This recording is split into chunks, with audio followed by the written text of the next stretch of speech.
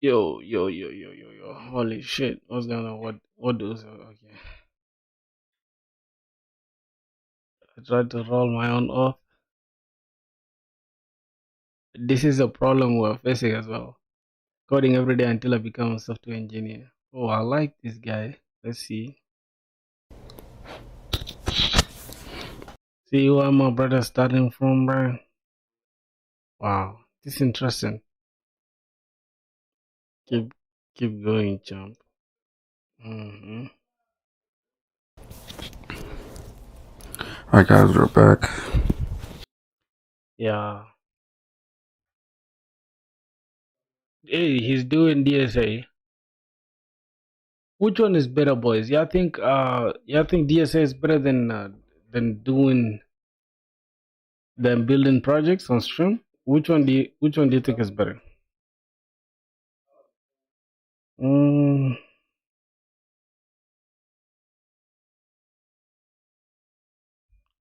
okay, for some reason, let's see how. Uh, let's give me a sec. Let's go here. Go to the dashboard. All right. Let's see. Ooh, ooh, ooh, ooh, ooh, ooh, ooh. Wait, is it going to apply the changes really? Uh,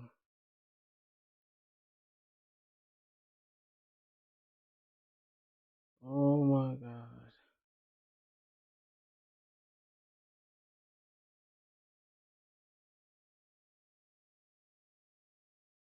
Yo, Daniel. Daniel was good, bro.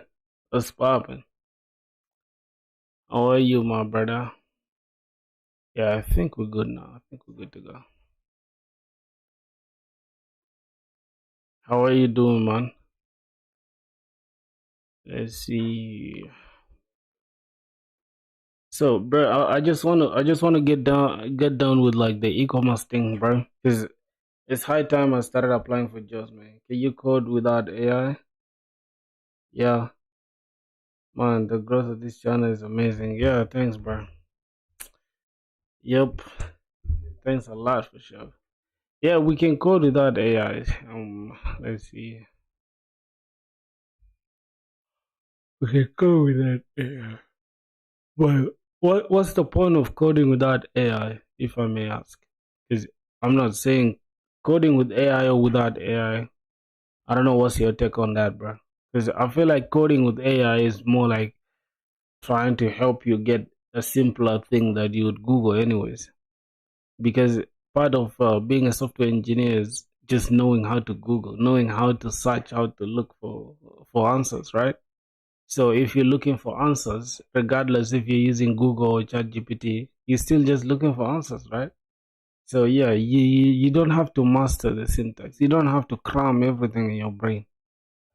All right. So yeah, let's get the backend rolling. See, we get the backend water rolling. Yes, sir. Okay, the backend is running, but we can check if we need Bonex, Prisma Studio, but the Prisma Studio won't run. It will run, but it won't like give us the results that we want. Coding with AI makes you learn a lot, build very fast. Yeah, I don't know why people would have some guilt because of AI. AI is there to help you. You shouldn't shy away from using it. All right, so the next thing is we gotta run Docker Compose. Now, if I run Docker PSA, we cannot find the Unix, and this is the daemon. I think this is the daemon. UI Daniel, what's good, bro? How are you doing? Let me hope you're good, bro. So we gotta run first this Docker desktop. So it's gonna run for a second.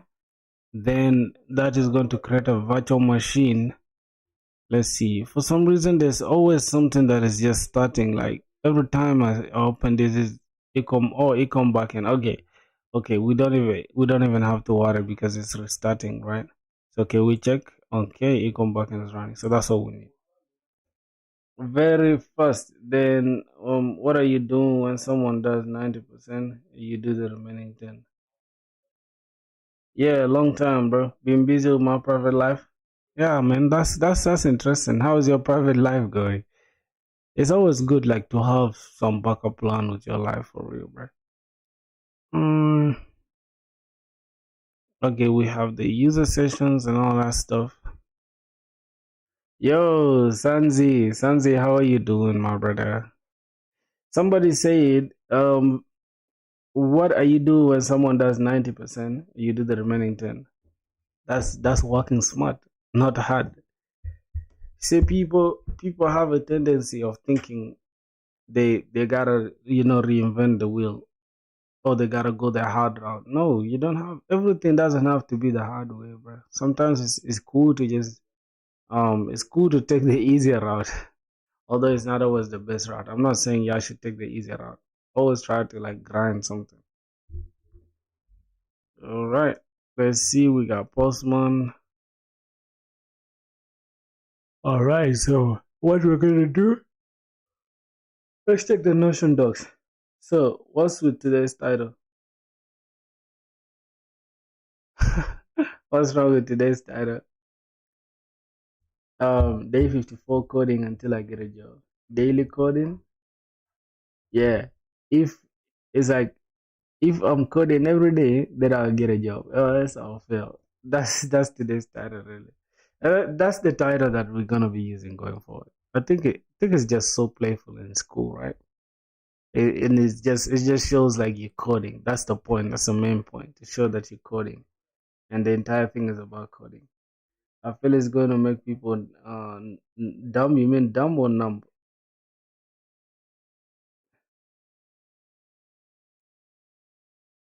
Oh yeah, the job fail part is like, if I don't get a job, then I'll fail, right? Because apparently, if I say something like I'll be homeless, then some people will just take it in a different route. So I don't want the like you get it. I don't want anything to be like treated with negativity. You understand? That's why I'm just treating it with caution. With caution, I'm not just trying to use any word. I wanted to say if I don't get a job, then I'm homeless. It's just like a way to just make it sarcastic, right? Just like I'll if I don't get a job, then I'll fail, just in a sarcastic manner. But yes, I mean I'll be homeless, but some people just take it as a literal thing. Like I'll be homeless. I'll never be homeless, bro. I'm ready to sell my MacBook, my phone, everything to get a house if that's what it takes. But yeah, I'll never get to that point. Hey brother, what's good? How are you doing, Ahmed Khan? Is it Hamid Khan? How are you doing? All right, so if I can check, we have a seller, we have this. So I haven't actually implemented this. I haven't added this to our schema. If I can check our schema properly, I just want to fill this, so I can just do this with 3 fingers. Okay. I'm good. What about you? I'm cool, my brother. I'm just chilling, man. Just having a good time and shit. Okay, let's check our schema. Our current schema, we just have a user, we have a product, and we have a user model. But this schema that I designed earlier, I designed it at the back of my mind, knowing that we're going to use better auth for the auth, and we're going to have lemon squeezy and all that stuff. So that's something we're going to need as well. We're going to take the total sales, default should be 0. What are we learning here? Can you give an overview? Okay, I can give an overview real quick. So I'm building an e-commerce backend. It should be a robust backend that incorporates better auth as the auth provider, which is better than most auth providers out there. So first, we're gonna learn how to incorporate better auth. Second, we're gonna learn how to protect the routes, how to make it robust, how to even version your APIs like REST APIs, RESTful APIs. That's Mac. That's Mac. That's not Linux. So if you come here to the index, we have like here best practices. we have the API. Like every API should start with API slash the version of the API, then the group, which is orders, right? They should always be in plural. If you're building for products, say products. So users, say users. For orders, say orders. Anything, like make it plural, right? So we're gonna learn a lot of stuff, and I think if you just joined the stream today, so that's why you're not like afloat with others. But I feel like every other person on stream knows what we're doing for sure. But we're just starting small, all right? We're building a simple e-commerce backend, like as a noob backend engineer. Nobody here is perfect. We all just starting. So is this just the front end? Is this just the front end part you're doing, or both front end and back end? Right now I'm doing backend. This is backend currently, but we're also going to implement frontend. So if you guys are down, we're gonna do this together, all of us, until we finish it. Okay, that's cool. Yeah, thanks a lot, my brother. And we're also incorporating things like payment providers, right? Things like Lemon Squeezy. I think I have it here. Lemon Squeezy. Not Stripe, because most people like Stripe, right? But I like Lemon Squeezy. So we're gonna have the reviews. We're gonna have the order item. We're gonna have the table for the order, and we're gonna have the products table and the seller payment. So the seller payment, from what I'm getting, how is this seller payment going to work? We're gonna have an ID and the seller ID, Lemon Squeezy order ID, then the amount. Oh, so the seller payment is gonna be its own table. That's interesting. A buyer can have a user ID, which is something we'll get from the users table, I guess, after they sign in. Okay. We're gonna have the ID as well for the Lemon Squeezy, like the ones they're ordering. Then what's the buyer? Yeah, the buyer, the Lemon Squeezy customer ID. So this is a customer ID and this is the order ID. Yo, what's good? Cosmic Height, man. What's good? Cosmic Insight. Oh my god. There's preferred categories. We can keep them as JSON. Purchase history, we can keep it as JSON as well. User can be a user. It is taking the user, and then in relation is taking the name, which is user to buyer, and the fields is the user ID. So we actually, if we are a buyer, we can have a user, and the users can be user to buyer or buyer reviews. So yeah, all these things we are going to implement them. All right, so let's go ahead and copy this entire schema, then we can just drop it inside our schema. We can look it up, say schema, drop there, change, select everything, copy that. Now as you can see, we have three enums. We have the first enum for the payment status. It can be completed, pending, or failed. It can be active, out of stock, and discontinued. It can be pending, completed, and cancelled. Now active, I don't know what that means for the product status. When you're applying for a job, less competitive countries and build experience and then apply for a big company. Yeah, very true. And I'm actually trying to target, I don't know if Europe is a better spot. Yeah, I feel like Europe can have better stuff, man. Error, person, attribute, relation, the relation field, seller on model, seller payment, and seller. Both provide the reference argument in the relation attribute. You have to provide it only on one of them, one of the two fields. Where and where? Here? Oh, so we need them inside the seller and inside the seller payment. So we're going to take a seller reference ID on delete cascade, then inside the seller, then the seller payment. I think we can remove the seller payment thing. Right? We can remove the one that is here, really. All right, that is okay. But do I teach TypeScript? Yeah, of course. Pop, nothing is popping really, brother. What's good, man? How are you doing, bro? Let me hope you cool. What's going on here? So for some reason we have missing an opposite relation field on the model seller payment. Either run Prisma format or add it manually. I don't know. Why was the other one optional though? So this one is optional, but this is not. So that means we can just remove this because it's optional anyways.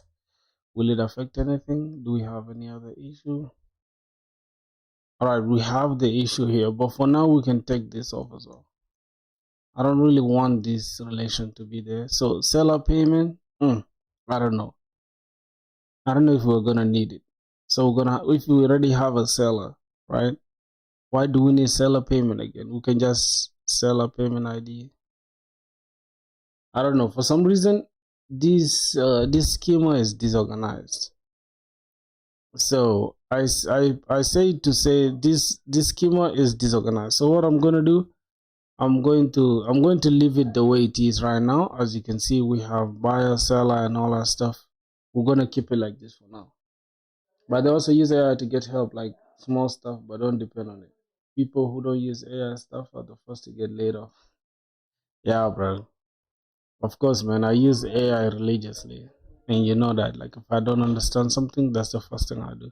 So our schema here is fucked up, but we're gonna work on it. We're gonna work on it. Yeah, our schema is fucked up, bro. I want it like to be a simple thing, right?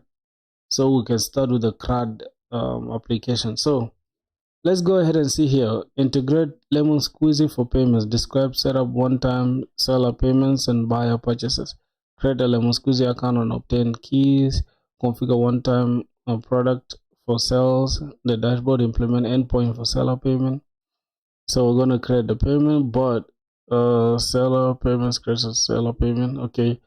So we can leave the functionality for the seller and then just go straight to, for Lemon Squeezy, and then go ahead and build the seller functionality, right? Enables the seller to register and manage products.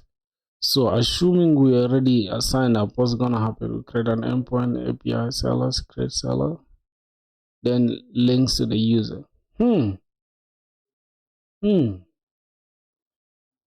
Build something simple and make it advanced bit by bit. Yep, very true. Validate one-time payment. Seller payment or status is completed before activation.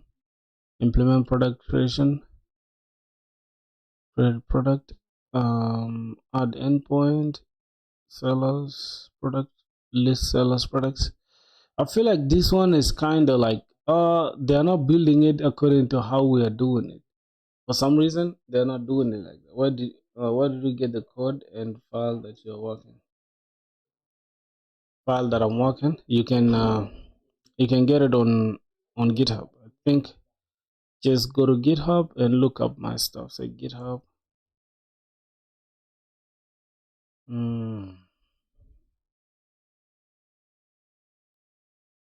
All right. Let's look up my profile. You'll find it somewhere here. Let's go to projects. Repositories. You'll find it here. It's here, the ecom backend. The ecom backend and ecom frontend. Both of them are here. You can just check them out. Yeah, it's actually we have two contributors. This is my boy Crutch. He's always, I think he's busy doing somewhere. He's always contributing as well. So it's a public stuff. Yeah, I can check it out, and yeah, that's it. We build an open source, I guess.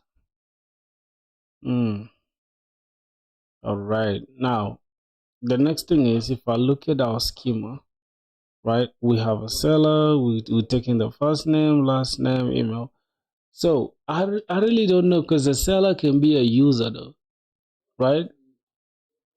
So a seller can be a user, and then we can only differentiate between the users by creating roles, right?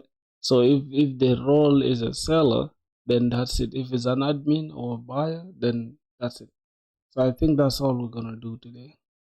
All right, let me go ahead and see what's going on in the product controller.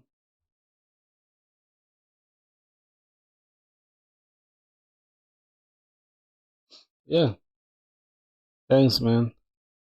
Thanks a lot, bro. Like, burnout is for sure though. It's for real. I do take breaks, I do play games and all that stuff. For sure. You get it? It's just that, man, like I literally value my time, and I don't really give excuses like that, to the point where I just like every time I'm just sitting, I'm just thinking about like, bro, I gotta get a job, I gotta do something, I gotta do that. So that's true. The mind needs rest, and I do take a lot of rest for sure. So yeah, that is the thing. Now, what I'm thinking, right? I'm thinking about creating a simpler version of what is in my mind, right? What is in my mind is here. We can, like you said, we can start small and then increase on it. So let's go to Scarlet Draw. I just want to draw my mind out. Is that the correct way to say it? Okay, for some reason I don't like the way these things don't look, like they look raw, I mean low res or something. Alright, so this is what's in my mind right now. We can go ahead and create something like this. But what's going on? Why are they low res like this? Whoa.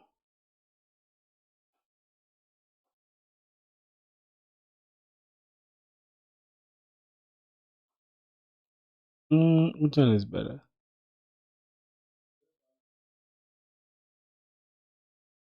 Let me see. Stroke.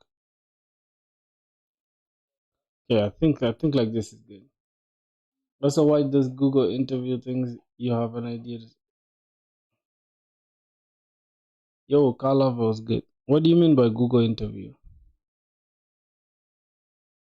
All right, so here's the thing: we're gonna have the front end here, and we're gonna have the back end as well. So, how can we copy this?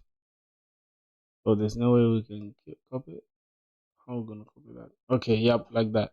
So now we have two. We have the back end, and I mean the front end and the back end. But first, whatever that's in the back end here, right? We're gonna start with authorization, which is better auth, right? So we're gonna have our authorization there. That's gonna have the auth. Then the backend, I mean the front end will send get requests to this. So we can make it simple, right? The front end we can just first create where we are going to take the products, right? So Benji and Gabriela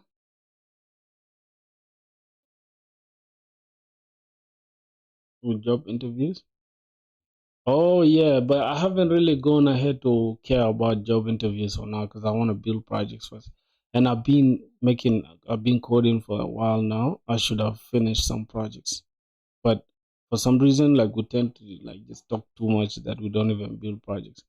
So that's the thing now. What's in my mind right now? We just need to create we need to create a front end like this, right? That's gonna have the projects, whatever the e-commerce project stuff, e-commerce goods, right?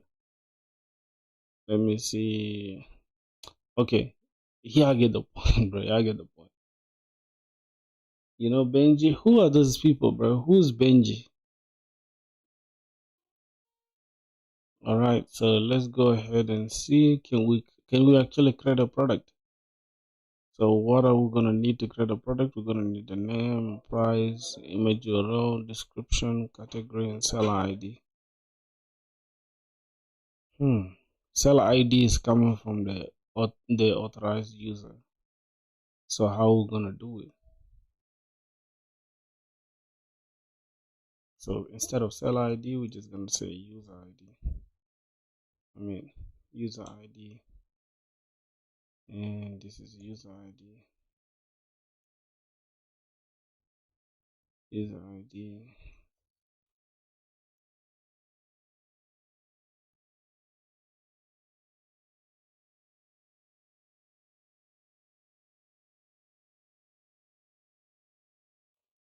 What's going on? What's going on here? Do we have a user ID really? Check our schema. We have seller ID, so we're gonna change this as a user ID. And the thing is, we're gonna remove this this seller thing. We're gonna just keep it here inside the rows. All right, let's say user. We're gonna reference a user. and the field is the user ID. It's referencing the ID on delete cascade. User and product, the relation field user on model product.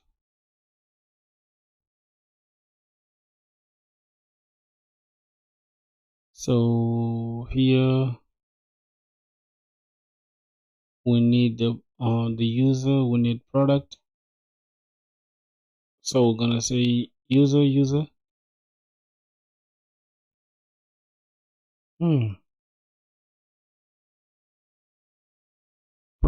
Products. Okay. Let's say products. I'm gonna say product. Okay, so that's cool now. You're a big fan of them?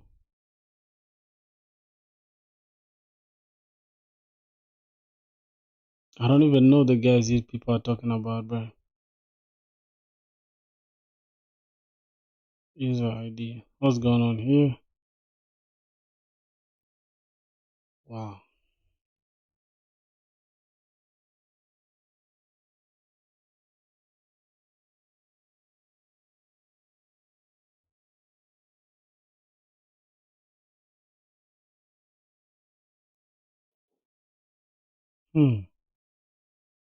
So I'm not gonna complicate this, bro. Like I feel like this is just unnecessary complication for us.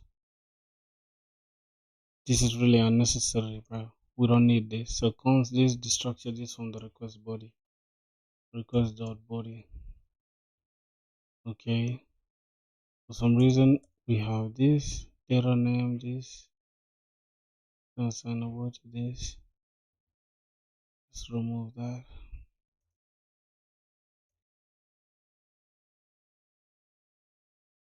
Pakistan. How is Pakistan, my G? So let's check what's going on in the product. So what else? Respond, then drop the product. Nope. All right, that should be okay. So if we can come here and say const this. Now if we don't have this, should be coming from the request body. Then if we don't have the name, or we don't have the price, or we don't have the description, or we don't have the image URL,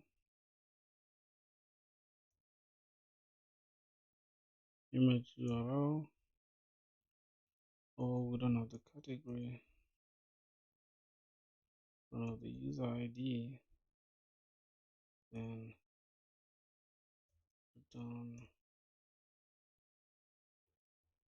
return a response or status of 400. Success, false,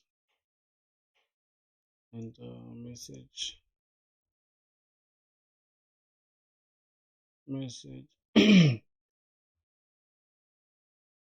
hide GPT. Oh, they created hide GPT. Oh, yeah, Benji and Gabriel. Okay, I'll be watching them on YouTube as well. Yeah, they be building projects and shit. Actually, don't know how they aren't uploading, man. I think they're on long holiday. Yeah, I think they. Yo, I find you as good, my brother. What's going on, man? How are you? I'm cool, bro. I'm cool. I'm just chilling, bro. Um, all the fields, are required. All right.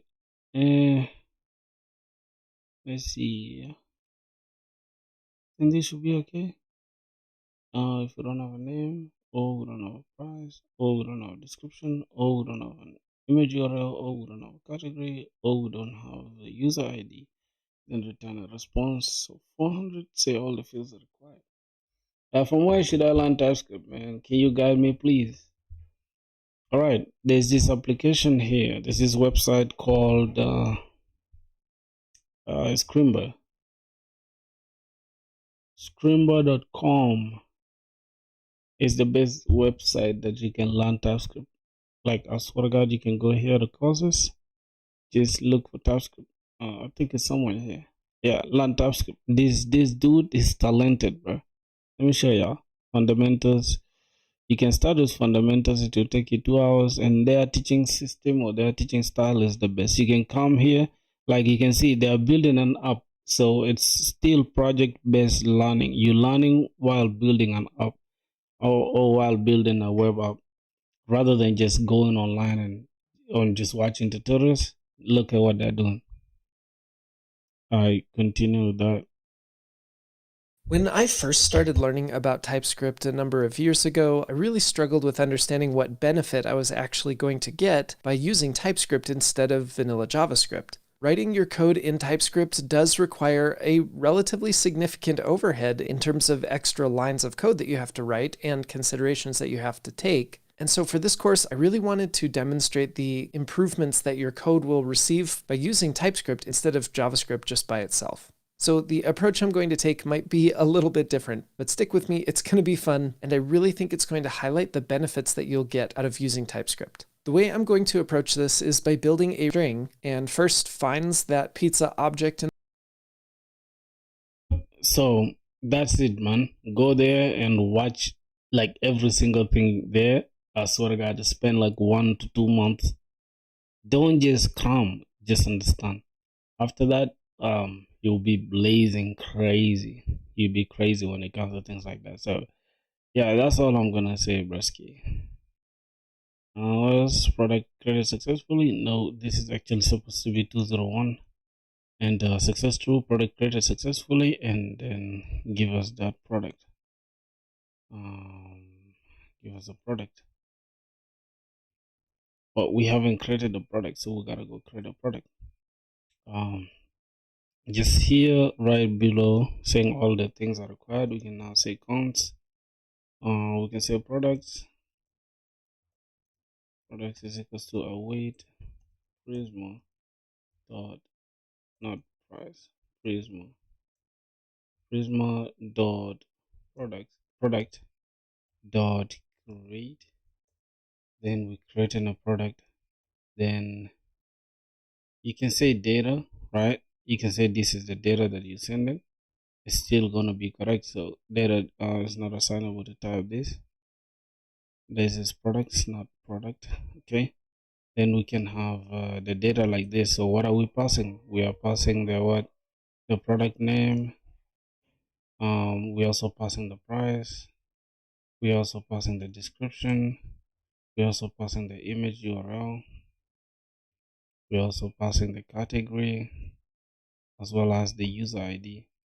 For some reason, I don't know if we need the user ID. For some reason, I don't know if we need the user ID. So I'm gonna leave the user ID out of this.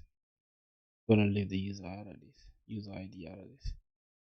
I think that's my take on that for now. So what's going on here?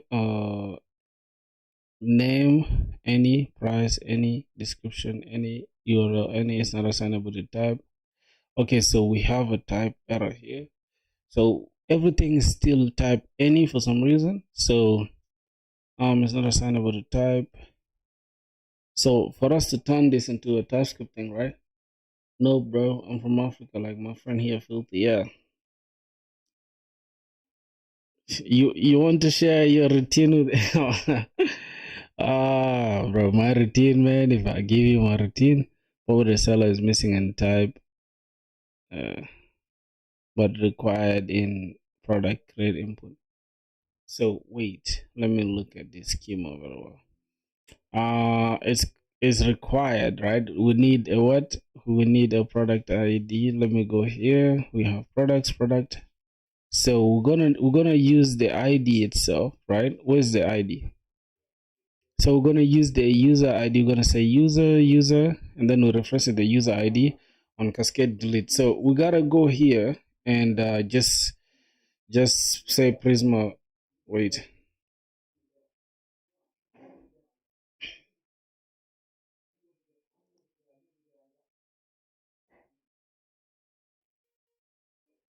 It's from New York. Nah, it's my boy from Kenya, man. Wait, is he from Kenya? I kind of forgot. I think, yeah. Prisma DB push. So let's push to change the schema. See what's going on. Okay, now the schema is updated. So we should be able to find this. So expression, this is going to need, I think, the user ID. Okay, we're gonna need the user ID. So we can come here, say, oh, we don't have the user ID. Then we need the user ID here. Say user ID, not the user. Okay. Now everything is okay. As you guys can see, we have that. What else? We don't really have any problem, right? So we can go ahead and try to create a product and see. Now, why do we need the user ID? Because it's the user that's created. You're a software engineer, right? Yep. He's an insane, a cracked software engineer. Let me see. User ID. All right. Now this is where AI is going to come, right? Let's see. Let me show you how we're gonna use AI here. Let's say we copy this, and we ask the AI, say, "Hey, what am I? What am I? What am I trying to achieve here?" See if you can understand my code. Now there's something I want y'all to see. I want AI to grab its own context from what we provided. So you're building a product controller for an API using Express and Prisma as your ORM, most likely for backend e-commerce or inventory system and application. Here's what you're trying to achieve in plain terms. You're trying to set up endpoints to create a new product in your database, fetching all existing products from your database. Breakdown of your code. We create a product. This is a create product. Now the route type is post and accepts a JSON request with the following fields: name, price, and stuff. So validates that none of these fields are missing. Use Prisma.create to insert the new product into the database. Returns a success response with the newly created product if successful. Now let's see. So I think it's explaining this, right? Everything's okay. Now the code improvements is like message should be message in the all products response. So you see it's already catching typos, and that's something we don't pay attention to. You see that? That's something we don't pay attention to. Message is okay. Which other one again? Wait, okay, message here. This is a little typo. That it is not even really like that spectacular, but yeah, it's worthwhile checking out. Okay, let's see. Inside product, create product, we need a response of this JSON. Okay, success true. Product created successfully. Then products, or rename products to product. I don't know. I think it looks good. It just wants it to be organized like this, right? Success true, message, product created successfully, and then product. We can just say products is product, right? Just like this, products. Or we can say products, whatever. But it's not really going to change anything, but it's cool to just have it there. So 201 is the status code for creating a product successfully. All right, so that's it. It has understood what I was trying to achieve. Then the next thing is you can easily give it context and say, hey, check out this schema and tell me what you think about it. And is it rhyming with this? Okay, see. So here is the schema I'm using. Can you catch what is happening? And again, I'm using better auth for the auth. You see that? Now you dissecting everything into smaller steps for the AI to understand. So we are now training it. It's literally like we're training it. We're giving it context, and then later we can ask any question that we want because it already knows every single step of your application. So thanks for sharing your Prisma schema. Based on the code and the schema, here's a detailed breakdown of what's happening and how everything connects, especially considering you're using BetterAuth, which likely wires into user account and session models. Now, your goal so far, you're building a backend that allows authenticated users or sellers to list new products via create product, fetch all listed products via get all products, right? And then product creation flow. What's happening from your controller and schema? Create product endpoint. Here, what happens in the DB? You create a new product record with user ID, foreign key to the user. Now, this is already explaining to you what's going on here. We have a user, right? So inside this product, we have a user ID, which is a foreign key to this user. You understand? A foreign key is what connects the product to this user table, right? So the relation is only created by the foreign key. So this user, rather than using our ID here, we are using a foreign key, which is the user, because this is a primary key, right? This is a primary key, but I don't want our primary keys to begin with to just be like ID and stuff. I don't know, because I feel like this was created by better auth, right? Using aggregation pipelines. I don't know. I don't know what that means, right? I swear to God, I don't know what that means. Aggregation pipelines. What the fuck is that? So yeah, okay. Let's see. Name, price, description, image URL, category as array of strings. What's going on in the category? Can I see the category? Do we have the category? Let's go to the category. We don't have the category so far, so I don't know what is giving us here. As array of strings. Now Prisma automatically sets created at updated at time. Search for it. I'm learning web dev at the moment. Yeah. You just know basics of HTML, CSS. That's not bad as well. Categories is a string, meaning a product can belong to multiple categories. Wait, inside this we have a category. Couldn't we just keep the category as a JSON? I think the better option would be keeping the category as a JSON, meaning a product can belong to multiple categories. Okay, you're using better auth, which works with the following schema setup: user model, account. And now what's actually, so far you're building a protected product listing system where a user, likely a seller, can create a product. Each product is linked to the creator via the user ID. You can query all products via get all products. Now let's go ahead and try to test. Let's test getting the products. Let's see what's going to happen. Bad request, because our backend is not running, obviously. So burn dev.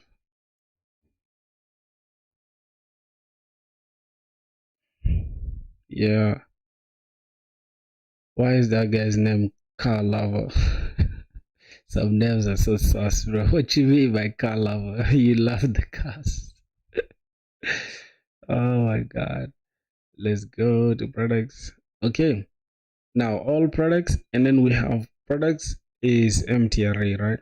But then we need to create a product. So we need to duplicate this. Let's go ahead and just do that. Duplicate this. And let's say create product. All right, we need to create a product. Then we need to change this to post. And this is API slash v1 slash products. So this is what we are using to create products. If we can go back here and check our endpoints, let's go to the product. Now, yeah, I shouldn't worry about these ones that I commented out, because this is just for the protected routes. So since we are not logged in right now, I don't want to like create so much overhead. So we're gonna just assume everyone is logged in for now, and everyone has access to use our application. So let's go ahead and test the we've tested the get all products and it works. If you come back here and we go to, let me save this first. We'll go to this get this. For this, I'm gonna delete this. I think I can leave this on, and then I can just say the user ID, right? We can just go and select any user that's logged in right now. If I go here and refresh this, we don't have any users here because our application is down. So we gotta let me see, we gotta run it again. Let's go here. Yep, let me cut this and then let me run this one more time, because we had we had done a migration. So let's say Prisma, instead of Prisma DB push, we can just say Prisma schema. No, Prisma Studio. Yep, Prisma Studio. It should open for us. All right. Now we have account, we have product, we have session. So let's check the product. Now under the product, we have user ID, right? The user ID that is assigned, that is responsible owning that ID. And then we have a price, which is a float, and we have a description and category. So if we can go ahead and try to create our product, let's say we have this user that's logged in. Let me just get any user that's here. Now a user can have many products, as you can see, like the products are also attached to the users. Now see, we have 0 users, 0 products here. Okay, then sessions, let me see, let me just pick any user here. I think I can just pick this proc filter, the last one. Then we can select this user ID, and we can go ahead and test the route if it's working. So let's go ahead and just do that. Rather than creating this, we already have one that is just already working, which is this. Not already working, but it's still doing the same thing, right? We just have to change this to user ID. Say user ID, then we just replace the ID with this. All right, so we have the CUID, which is the collision resistant something ID or something, I don't know. All right, now we just need to send this and check if that's gonna create a product. See, yeah, user unauthorized, so we cannot create because the user is unauthorized. Why is that possible? Okay, posting this, we have to, you see that we have to just comment out this route, because this is a protected route and all that stuff. This is gonna stop us from proceeding. So let's go ahead and create a product. You see that product created successfully. Success true. We have message product created successfully. We have under ID, that's the ID of the product. This is a different ID from the user ID. This is the user ID and this is the product ID. Now the product is smartwatch 01, price is 24. It should be $24. I don't know why it's just 24, but it is what it is. We can just check, we can just deal with this on the front end. Brother can ask questions related to tailoring and React. All right, no problem. The only watch that will never fail you, and then this is the image URL, and this is the category is electronics. Now if I go to this, right, let's give me a sec, brother. Let's go here. Where is it? Yep, if we go back to our, just do this so I can just, okay, fine. Then I can just go here and refresh this. You'll see that this user has a product now. You see that this specific user has a product now. By default, every user here is a buyer, but I want by default every user to be a seller. What do you guys think? Because if you're a buyer, then you're not supposed to create a product, right? So now, how are we going to protect this route here, right? We're going to have to implement ways to protect this route, right? So for the admin and all that stuff, we're not really going to need admin, especially for posting products, because yeah, admin can create products though, and admin should be able to get all products.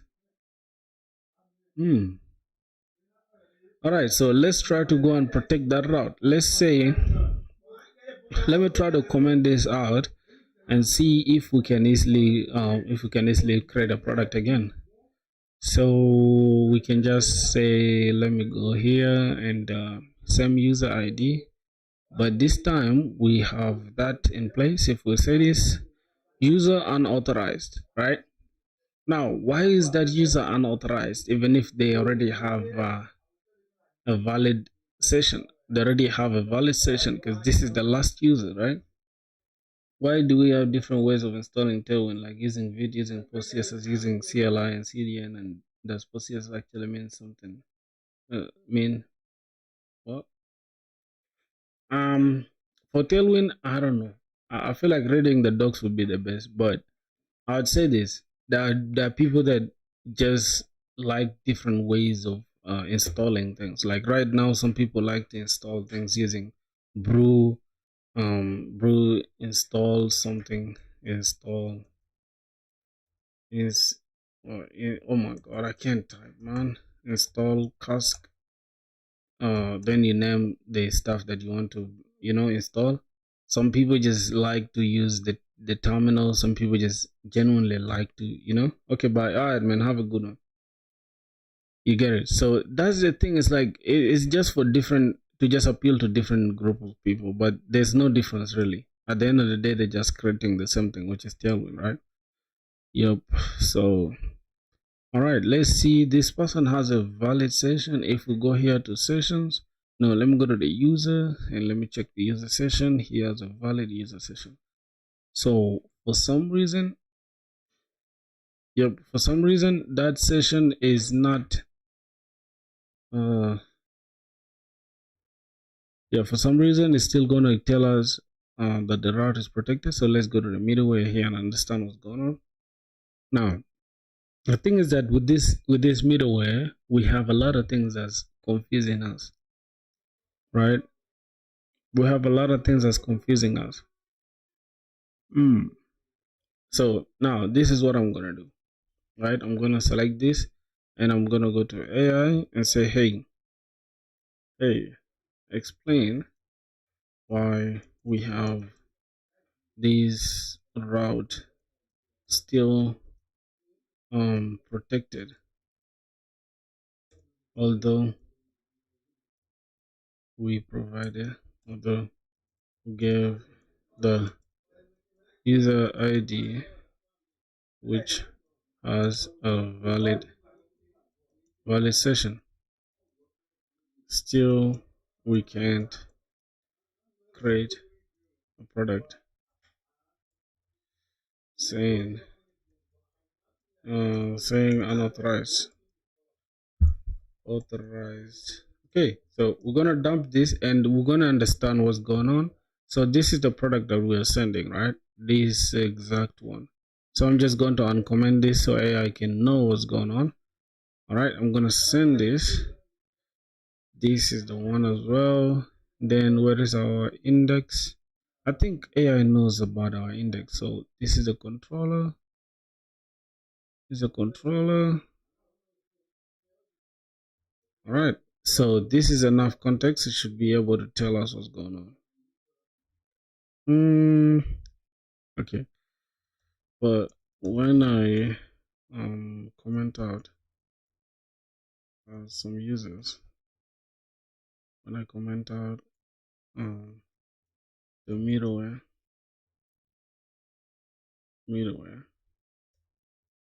it works well. Okay, let's see. Carl Lava was good, my brother. You're running unauthorized error when trying to create a product, even though you're passing a valid user ID and have a session. Let's break down what's happening and what the issue really is. Spoiler is not because your user ID is in the body, it's because your middleware logic and role handling. A spoiler. Why is AI telling us a spoiler? Now the root cause is the auth middleware logic plus role restriction. Oh, did you see my message on W3 schools? No, really, bro. Wait, you can chat on W3 schools. I didn't know. Here's a summary of what's happening. Protected route is working fine. It checks for a valid session using clone sessions because await auth.api.get session headers from headers and then request.headers and sets requests as any dot session is equals to session. So this part works as long as your request has valid cookies or tokens in the headers. If your client doesn't send the auth / session cookie correctly, the session will be null and this will trigger unauthorized. Now the real problem, this is your admin logic. Const API is equal to this, that explicit blocks anyone who is not an admin. So if if the session is valid, if the logged in user's role is buyer or seller, they get forbidden admins only, and your CRUD product is protected like this. So unless you're logged in as a user with role admin, the route will always return 4 or 3. So first, right, let's first tackle this. What we're gonna do, we're gonna go to the protect route. Then for now, since we're just caring about the post request, we're gonna go inside here and comment out the admin route. Then let's try to say this again. We're still gonna get unauthorized. Why? Because we are not logged in. And so what I'm gonna do, I'm gonna go to the front end and run the front end real quick. Let me run the front end, ecom front end, so that we can log in and then test it again. Because part of having a robust API, I've been using it for the last 5 years. What's going on? Free trials ended. Thank you for using this. Maybe later, bro. I don't want to upgrade nothing, dog. So we're gonna say,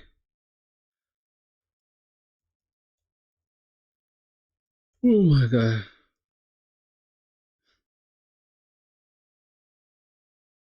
bro, coding for 5 years is diabolical, man. Imagine, boys, I've been coding for 4 months now. I think this month we're making, yeah, now it's like 6 or 5 months now.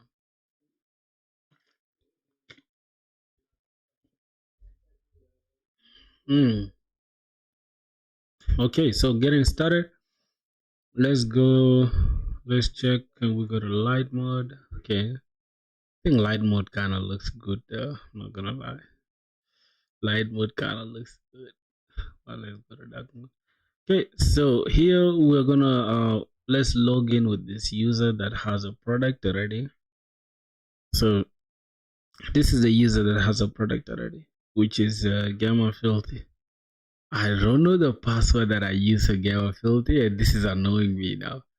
Because for some reason isn't this the same user? Or this Gamma Filthy too? Oh god, I don't know, but for some reason I think we're not gonna be able to log in. But let's just try to see. I think the password is 1, 2, 3, 4, 5, 6, 7, 8, something like that. Let's log in. Yep, error logging in. Let's check the console. Invalid password. Oh my god. I don't know the password that I used. I don't know the password that I used. God damn. Login successful. Oh my god, it worked. Yo, that's crazy. So if we refresh this page, prog filthy, we are signed in, and then we can easily log out. Not bad. Yeah, I shouldn't worry about this ugly looking code, right? Okay. I mean, this ugly looking UI. Don't worry about it. I just want to go to the application and I want to get the session cookie. So this is the actual cookie itself. I want to copy this. Okay, show you are decoded. So what? This is a decoded one. Wait, what's the difference? Okay, this is the decoded one. Okay, so that is the cookie. So what we're gonna do, we're gonna go to the headers and key. I think it's supposed to be cookie or authorization. I don't know. I think it should be cookie, right? Wait, how many types do we have here?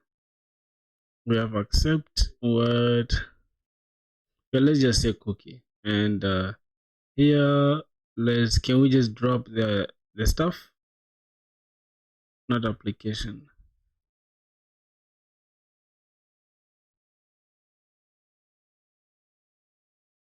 So let's say I have the decoded cookie.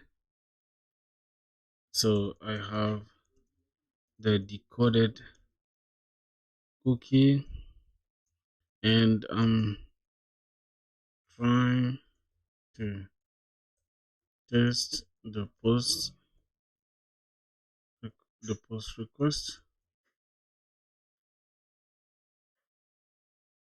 I use Arc, by the way. I think Arc is better, right? You mean the browser, isn't it?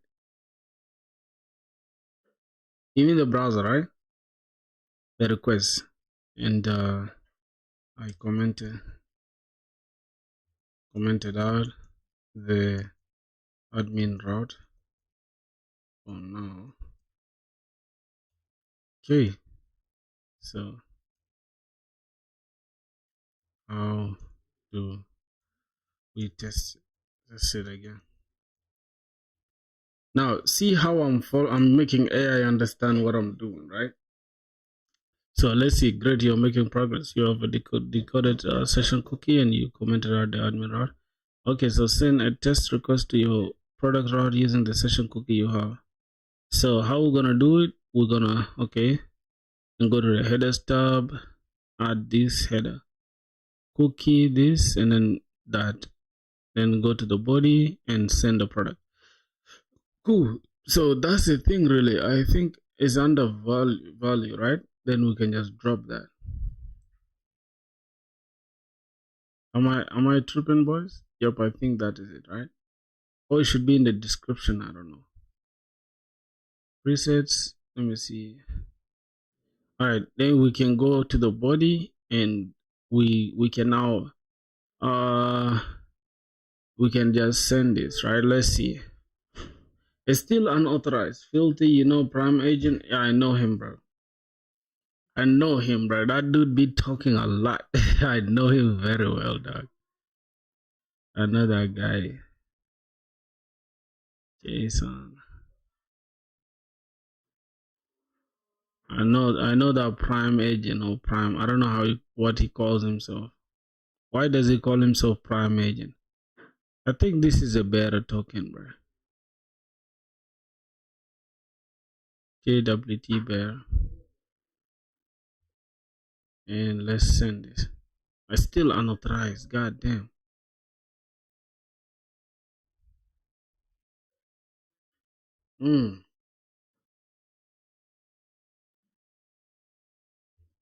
Look at people like Cluely Team and they've coded their software. Now they're $1 million company.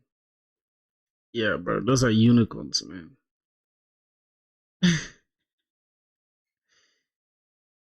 Zen browser now. I don't know. For some reason, I'm addicted to Chrome. I'm addicted to Chrome, really. Like, send this request in your terminal. So I should send this in the terminal, but it's not slash products.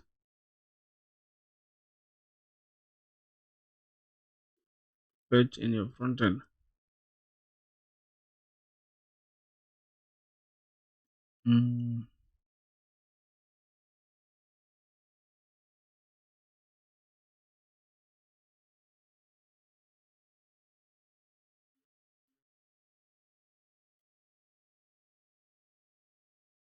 You already decoding the session using better auth, so the backend should get it via this. So remove user ID from the body. What? I need to remove the user ID from the body? How is that possible? So we need to remove this from the body. Alright, let's try to remove the user ID from the body.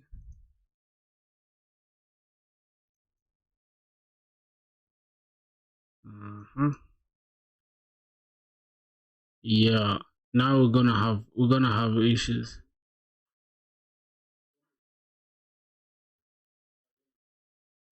We're gonna have issues, bro.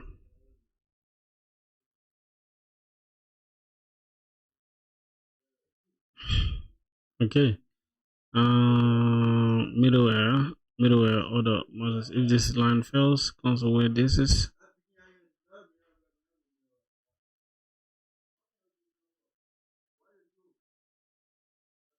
Cookie passer. Also ensure call session configs allows cookies if testing cross.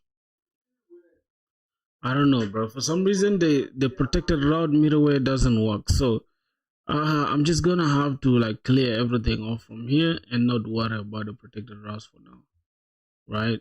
We just don't worry about protecting our routes for now. I think that's the best way to do it because I don't want to spend time here. I want to get the entire product just working. Okay, this is slash get. Okay, that should be all right. Then we just get this entire thing out, and we're good to go. So I'm gonna have to leave this for now. I'm gonna have to leave protecting the routes for now. Okay, boys. So what I'm gonna do, I'm gonna worry about making sure I finish the entire backend first. Then we'll go create the front end. Then we'll protect the routes afterwards. Yep, I think that's the best way to go. All right, because I don't want us to spend forever in this, bro. I want to just get this over with. So we have getting the products, get all products. We have posting, creating a product. Then let's go ahead and create what tool. We should just go ahead and let's say delete a product. Then I mean this should be put, which is update, and then this is delete. So now we need to create this is get all products, this is create product, this is delete product, I mean update product. Update product, we don't have it yet, I know. Then this is delete product. So we're gonna create these two, update product and delete product. Let's go to our controller and just right below this, below getting all products. Yep, below getting all products, we just gotta create this. We say update product starts at async, it takes request, and the type is request. It takes response, and the type is response. And then, then we can just update a product. Now, how do we update a product? We first say const. We need to get the products that's there. So we say product is equals to our weight. We can say products actually. Products is equals to our weight products. Then we can say await Prisma dot product dot update. We can say update menu or update. I don't know which one is the best, but let's just see. So it's control space. So what's going to happen here? This is going to update one product argument to update one product. Provide a filter here and then the data. So we need this is the filter, right? So what are we going to update and provide the data here? What about many? So this one update 0 or more products. Note that providing undefined is treated as the value not being there. Arguments to update one or more rows. So we updated one just right. Update many and return. So what's gonna happen here? Update 0 or more products only and return the user ID. Update many products. So this is going to update many products, and then this is const product with only ID. All right, we're just going to say, can we say upside? No, let's just say update, right? So update, what are we going to update? We're going to update where, right? Then rather than just selecting the ID, we can say can give it ID. The ID should be equal to the product ID. Now we need to create a product ID, right? We say product ID. I don't know if we have the product ID though. Do we have the product ID? And we can say data. What are we updating? So let's take the product ID. All right, then we can go back here. We can go back to our controller, our route. And since we're updating, we need to update this with the product ID. So this is going to be a dynamic route, right? We're going to need the product ID and the product ID here as well. So let's go back here to the controller. Then we're going to destructure the product ID. The product ID is going to be coming from the request dot params. So the request parameters, we're going to take the product ID, which is there, and what are we going to update? Now we can only update the things that's there, right? Let's say we want to update the product name, right? This is what we are going to update: the product name, price, description, image, URL, category. So what I'm going to do, can we leave it empty like this? So what will happen if we leave it empty? What will happen if we leave it empty, my boys? Where's it? Okay, it's here. So this was gonna happen if we leave it empty. It'll be empty, right? Okay. Products, and then if we have products, what should happen? I mean, and we check if we don't have products. We don't really care if we don't have products, so we're just gonna return a response. Say response dot status should be from 200 dot JSON. Success true. Success true. Success should be true, and the message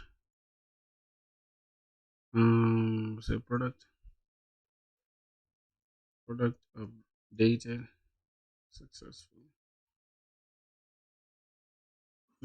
So I think that should be it for the product, for updating the product.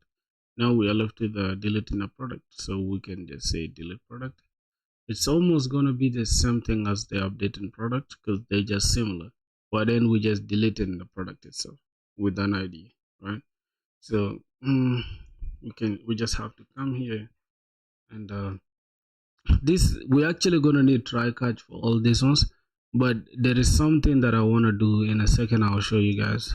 So let's delete this. We're gonna come here to async. We need a request, we need a response. Hold on, what's that? We need a request, and the type will be request, and response, the type will be response. All right, and we can just create that.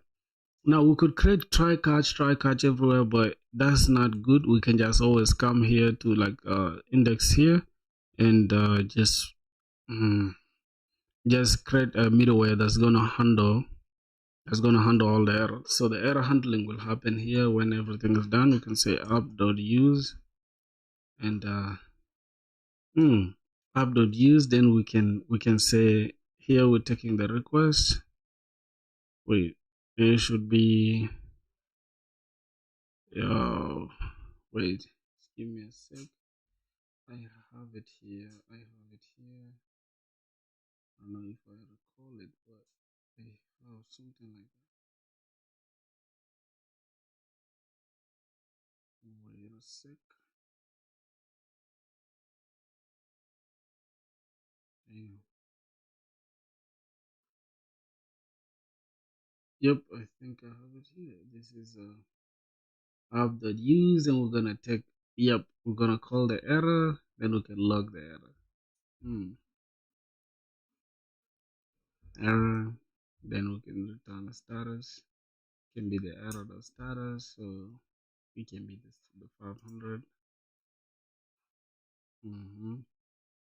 message, and then internal server error. Yep, so that is what we're gonna do. We can just have this middleware that is just gonna take the error. We can call this error. Right, we can say error, and then we're gonna have a request, and we're gonna have response. Now for some reason the types here, right, did I mean error? I don't know what type we can just give it as error. Hold on. Yeah, for some reason TypeScript is gonna trip, but let's just keep it like that. This is gonna be request. All right, let's keep them without types for now. Response, and then the next as well. Now here we can just have them like this. Error has an any type. Now for some reason we can just put this error inside this, and since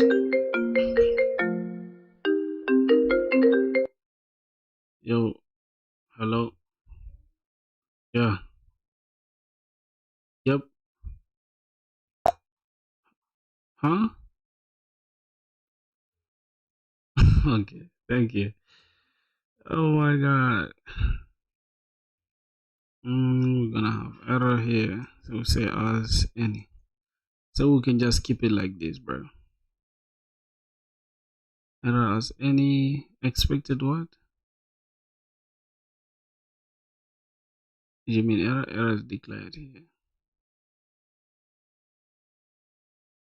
I don't know, bro. For some reason, I don't know if this is the type. Let's just say error. Error type should be error. Something like that. And request has implicitly any type. We're just gonna say request from that and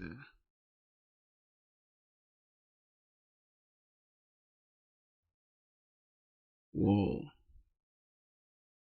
TypeScript is gonna trip, bro, but I don't know. Let's just keep that there and let's say next function. Next function. We're gonna have console error and error.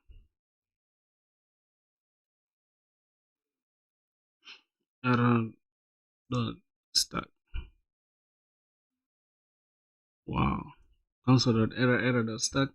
Then we can have a response dot status. Then whoa, we can have either the status as the error status or we can have it as 500, right? We can have error or the error dot status. Oh my god, I can see it. Not error status. There's no error status here. Error dot status. For some reason I can see it, so we can say the status is at the 500 dot JSON and then message can be the error message. Dot JSON. Oh my god, response dot status. Okay, we gotta call this. Go here. I'll show you guys, bro, because I don't want us to repeat ourselves, right? I don't want us to repeat ourselves, so I'll show you what we are doing in a sec. Okay, just bring this type. Now there's nothing again here. There's no problem here at all. So we just need next function. We have request. We're gonna need next function. Okay, we have next function there from Express. We just can remove this actually. Import Express from Express. So we can only just import. Let's remove this. It like this. So we can have next function there. Oh my god. And what else? We have the error as error. So we can have what? We can have error dot message. Alright. Message.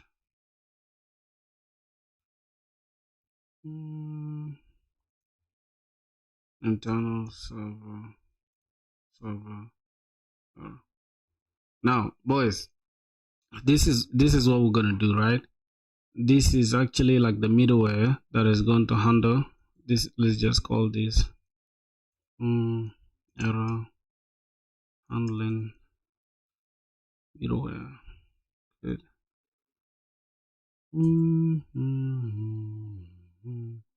We're not using next function, which is cool. There's no problem with that. We're just gonna call this routes API endpoints. Alright, so we're gonna say product. Equal API endpoints. Alright, that should be it. Then we can continue here. Now, any error that we make here, right, will just be caught automatically. So we don't have to do all this. We don't have to do internal server error, try catch, and all that stuff. Yep. I'm just saying though, it might work, it might not. So I don't know. I'm not sure. We shall have to try it out to see. Hello, my dear friend. I'm back again with you. How are you doing, my brother? Let me help you cool, man. Game and music melting pot. That's good. That's good. So first we need to check. We need an ID, right? So we say product. Okay, so product is equals to await product. Prisma or product dot delete, and where gonna have where a ID, where ID is the same as the product ID. Product ID, and we don't have a product ID yet, so we can go ahead and just destructure it. Cons say product ID. Product ID is equals to request. We're taking this from the request params, so it's a product ID. Okay, products on the request params. Then we can say if there's no products, then go ahead and return response or status 404. Okay, we don't even have to do this because then we are just deleting the products. So why do we care if there are no products,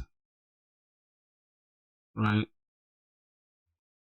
Why do we care if there are no products? So we're just deleting the products. We don't really need to care if so we just return a response dot status 200.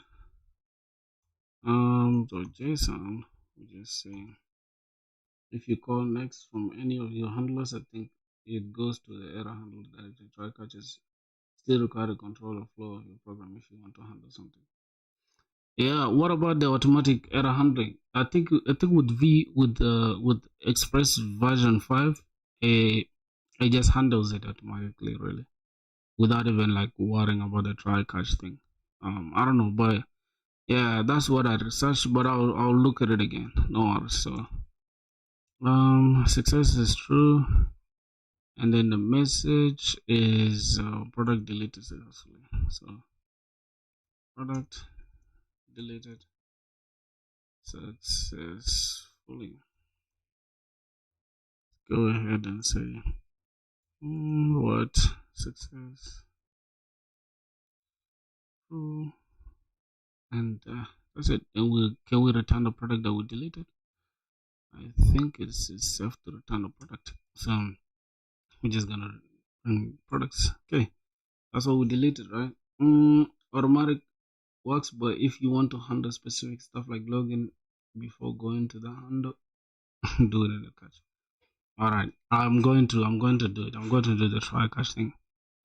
Let's see. So we need products. So products is products. Okay. Success this message that. All right. So we can just keep this in the try catch. Let's go ahead and keep them in a try catch. So inside the try, you can have that, and then the block. If we have an error, we go ahead and do that. Responses. First we need to log the error. So console. I hope I didn't install something. Okay, cool. That's console.error, and then we just log that error. We just log that error. We say log error message or something. Say internal server error while deleting the product. While deleting a product. Okay. Now here, what we're gonna do, we're gonna send a response status. It should be 500 JSON, and we're gonna have message. I think Success. I like the success faults and all that stuff. I like the success and all that stuff. So I'm gonna come and take this, and I'll just change everything. So I'm here, and I'm just gonna change this to success false and unable. No, I mean internal server error while deleting the product. Okay, and we don't need to return the products here. Okay, that's it. Products while deleting a product. I think that should be okay. Yeah, so what do you think? What do you think, bro? Just a message this. Product deleted successfully. Products. Okay.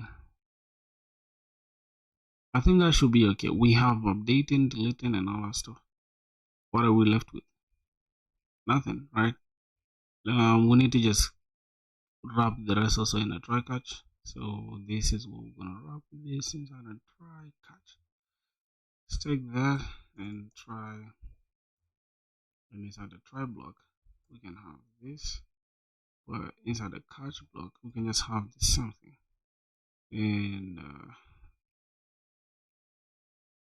yep, we can have this. So first log the error. All right. So we're gonna say internal server error while updating a product. Internal server error while updating a product. I think everything should be okay now, except we have internal server error while getting all products. Okay.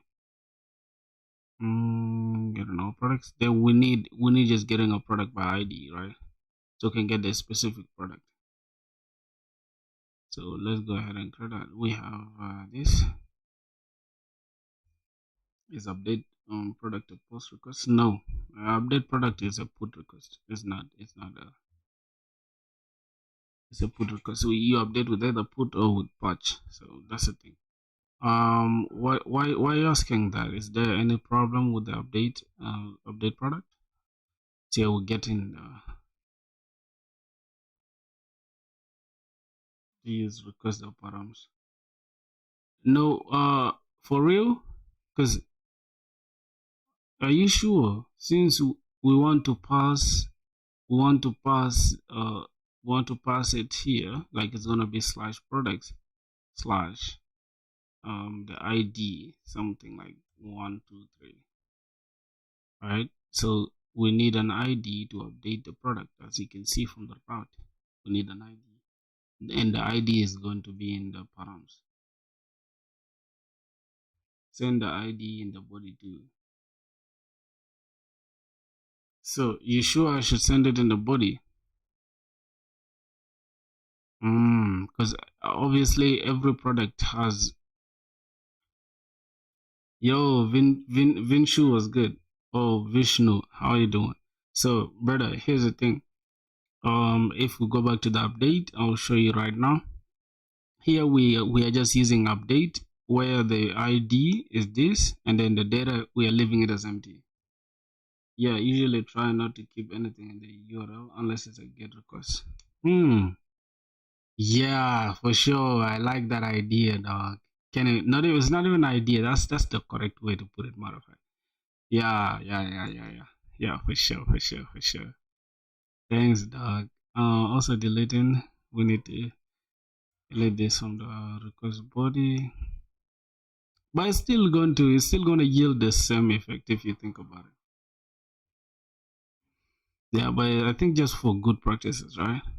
I really don't know, but I think it's just for good practice. All right, so we have we're getting first the product ID.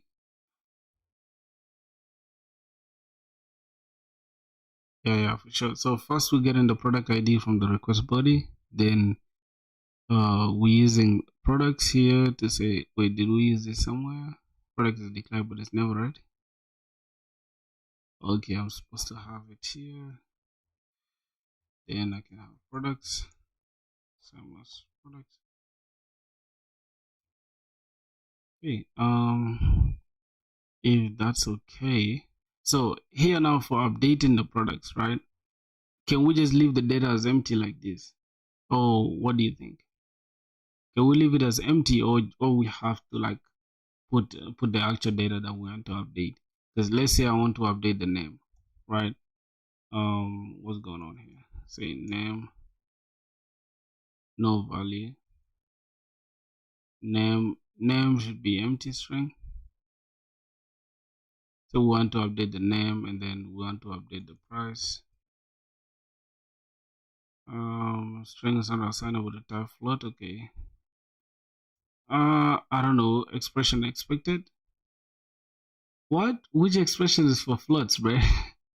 I don't know. For some reason, I don't understand how we are supposed to update this. So I'm gonna leave the data empty for now.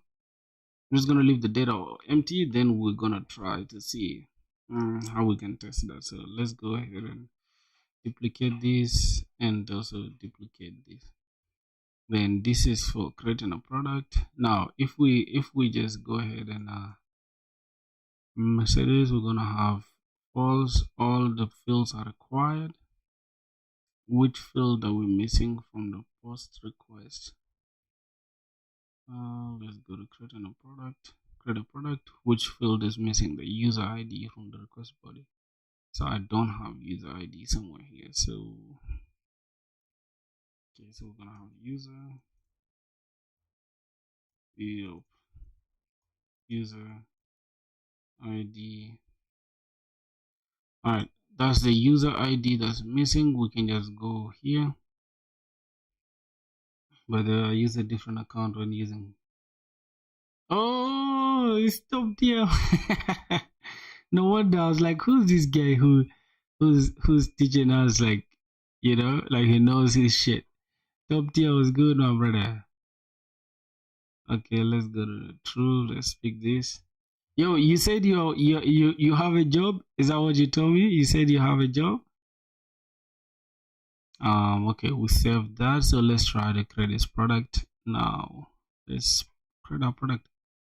So product created successfully, and then let's say we want to update this product, right? So we can take the product ID, which is here from the request body, and then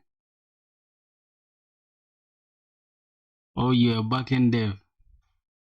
How is the job, man? How is it like being a backend dev, bruh? Like, are you curious? Like, are you always like under pressure sometimes? All right, so let's say I don't provide anything at all here, right? Because we need a product ID. So let's say I do not provide anything here except the product ID as well. So what I'm gonna do here, the results that we got here, I'm just gonna copy. Okay, then I can go here.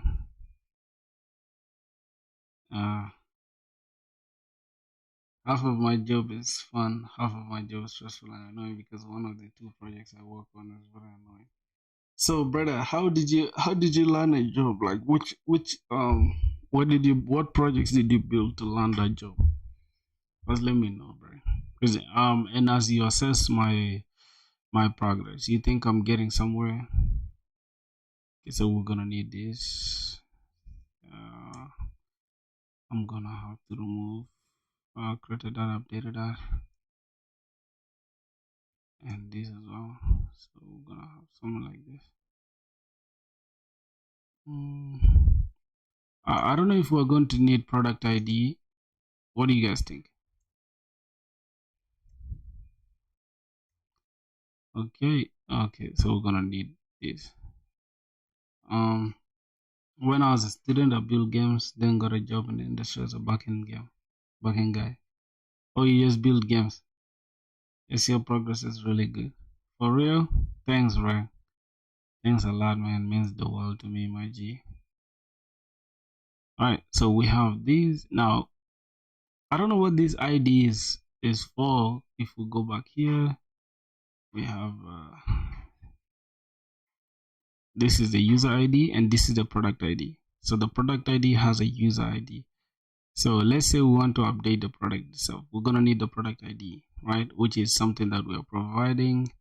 here in the body and as well as this. So now let's say I don't want to provide any of these two. Can we still update? Can we still update? Let's say I want to send this. Let's see what's gonna happen. Bam. Now we have 404 not found.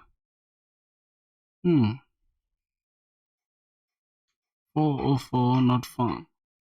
Why? Why is it telling us 404 not found? Because we are providing the ID, right? The product ID is here. Mismatch. Yep. Slash. Now you see that, bro. Here we have to provide the user ID. I mean the ID itself. So it's going to not that. We're gonna have to provide the product ID. Yeah. Okay. Wait a minute. Copy this product ID. Filthy. What's up? What's up, man? Undecided alloy. Okay, internal server error while updating a product. So now we know where the issue is, right? Let's go to updating problem. Now we have an issue here. Internal error server error while updating a product. Dosa, what's good? Yo, decided alloy, man. What's popping, my brother? Oh my god. Bro, how have you guys been, bro? How have y'all been, bro? Okay, so we have internal server error. So, because for some reason we cannot update this. So let's see. This is everything that's there though. So we haven't updated anything. Or let me try to update this. Wash to like 002, right? Then let's try to send that. Still internal server error. Now why? Let's see. While updating a product.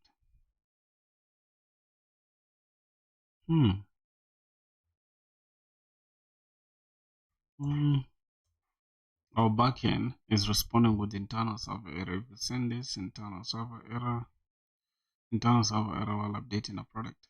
So what when logging and catch always print error.stack?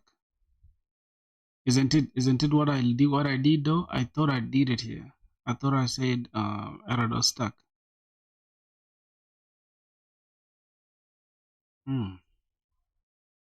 Alright, let's see. Internal server error while updating a product. Then error is not gonna read it here. So what's the error? Let's try it again. Let's see the error message. Type is unknown, right? Type error.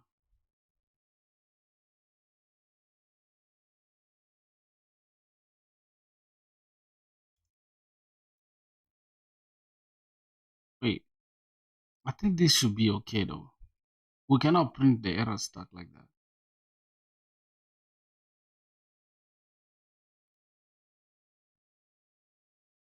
Alright, so internal server error, and we're printing the error.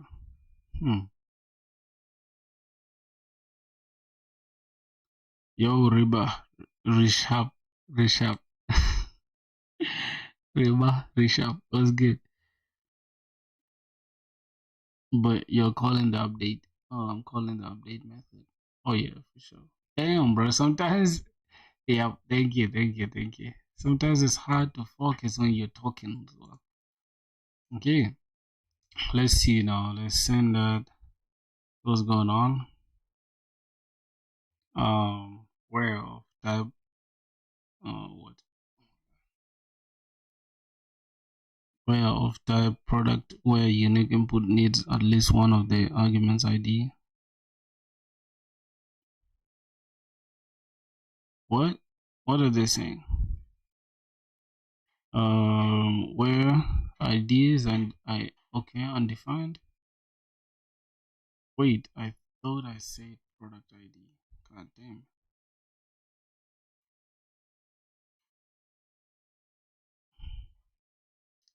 type ID is not assignable to type string. Wait, boys, what did I really do?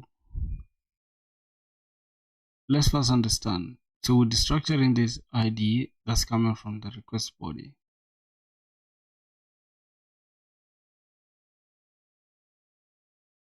It's not named product ID in your Postman. Wait, is it just called ID? So let me check the schema. Just give me a sec. Let's check the schema, right? Because I want to work off of the schema. We have product. So it should just be ID, right? I think it should just be ID rather than product ID. But the reason why I'm calling it product ID, yeah, inside this. Okay. Thank you. Product ID. Thanks for catching that. Let's try it one more time. Send. Ooh. Yo. So we've updated. Now, why is it sending us 0, 1? No, notice it's still sending us 0, 1 though. It's not sending us the updated one. Yeah, we still have this one. We haven't updated it yet.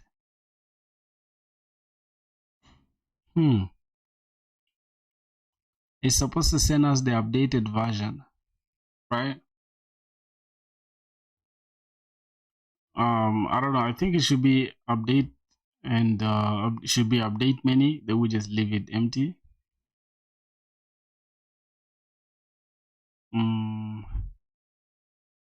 We are updating this with the product ID, then the data that's inside it.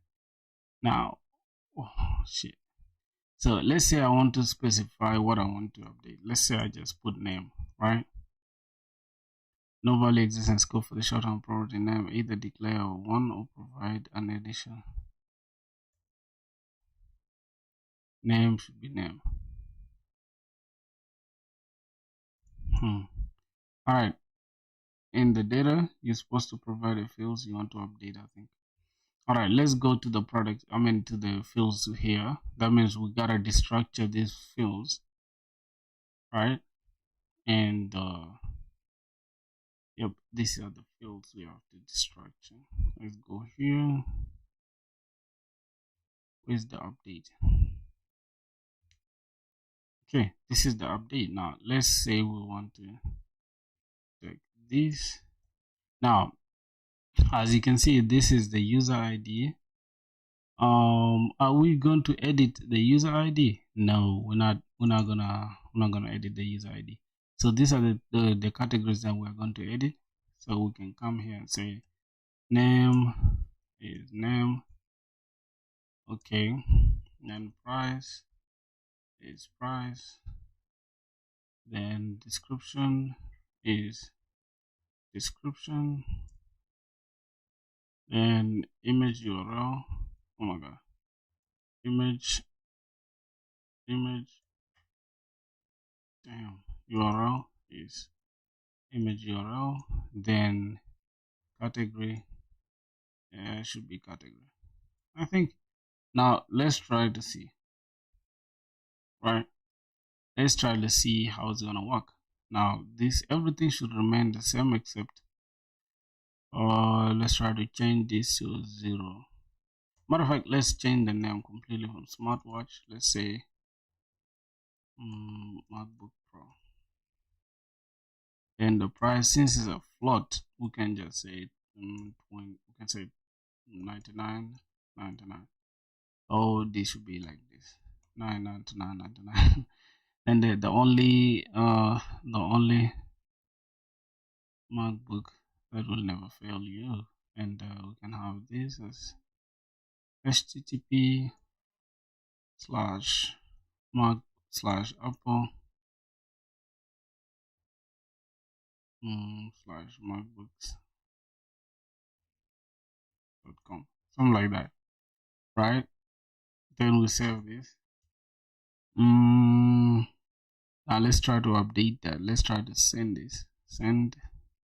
Oh yeah, now it has updated. You see that? It has updated now. But the categories still remain the same. So anything that we don't change, it remains the same. Wow, I actually like this. I actually I like what's going on. So let's go here and let's try to refresh what we have here. And I'm going to close this. Yep. So let's go to products. Now notice how we have in the product table we have two products. We have MacBook Pro. We have MacBook Pro at 99.99, the only MacBook that will, and then yeah, it still remains under electronics. But for some reason, what does this user? What's this user for? Like, I don't understand. So this user is Gamer Filthy. Oh, so this is the table that is connected to the product. All right, all right, all right, all right. So it just shows you the exact user, the user that has created this product. Then if we go to the user, we're gonna have another user here that has a product which is Prog Filthy. Not Prog Filthy. I think you can have the same name. It's crazy. How is this even allowed? It's not supposed to happen, dog. Just yeah, that's not supposed to happen. But it's okay. Let's see. So this user has two products. Is Prisma Studio like Mongoose, but more features like UI. Prisma Studio is yeah, but Mongoose doesn't have UI, right? You're right. It's more like Mongoose, but Prisma has a lot to offer. Like right now, I was I was going to need an external database to like test everything of mine, like Neon DB and all that stuff. But now I'm just running everything on Docker. As you can see, I'm running everything on Docker, and I'm just using this Prisma Studio to just visually see what is happening. Otherwise, we're just going to trust everything from here. Like from here, or we're going to need to create our own API, our own what frontend. Yeah. So that's a new thing you gotta look out for. Product updated successfully. Now let's go and check the issue with the deleting. So what I'm gonna do, right, for the deleting part, now this is going to delete. We're going to delete. Let's say we want to get all products, right? So let's go back in here. Let's say get all products. Now this products array should show something rather than showing us an empty array. So let's go ahead, click this. Cool. So we have different products. We have this product that's created by this user ID, and also this user ID. I think it's the same user ID. No, it's different users. So one user has this product, which is smartwatch 01. Then another user has MacBook Pro.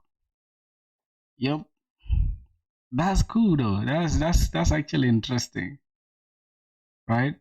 If you think about it. So let's say we want to get the product by the ID. So we can just come here and let's just create fetching the product by an ID.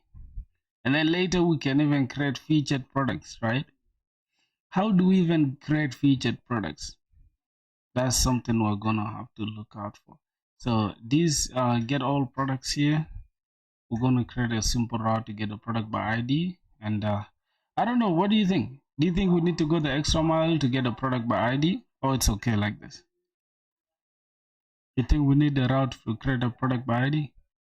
So this is to create a product. Let's say we want to create another product, like what? The name. Now, what are we going to do later? Like, let's say we have a front end, right? How is this going to like play out?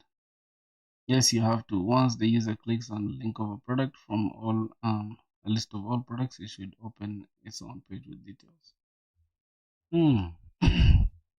Okay, so we're gonna have to create it here. Let's say get. This is get all products, and we need to get a product by ID. All right, so get a product by ID. We're gonna say product ID as well.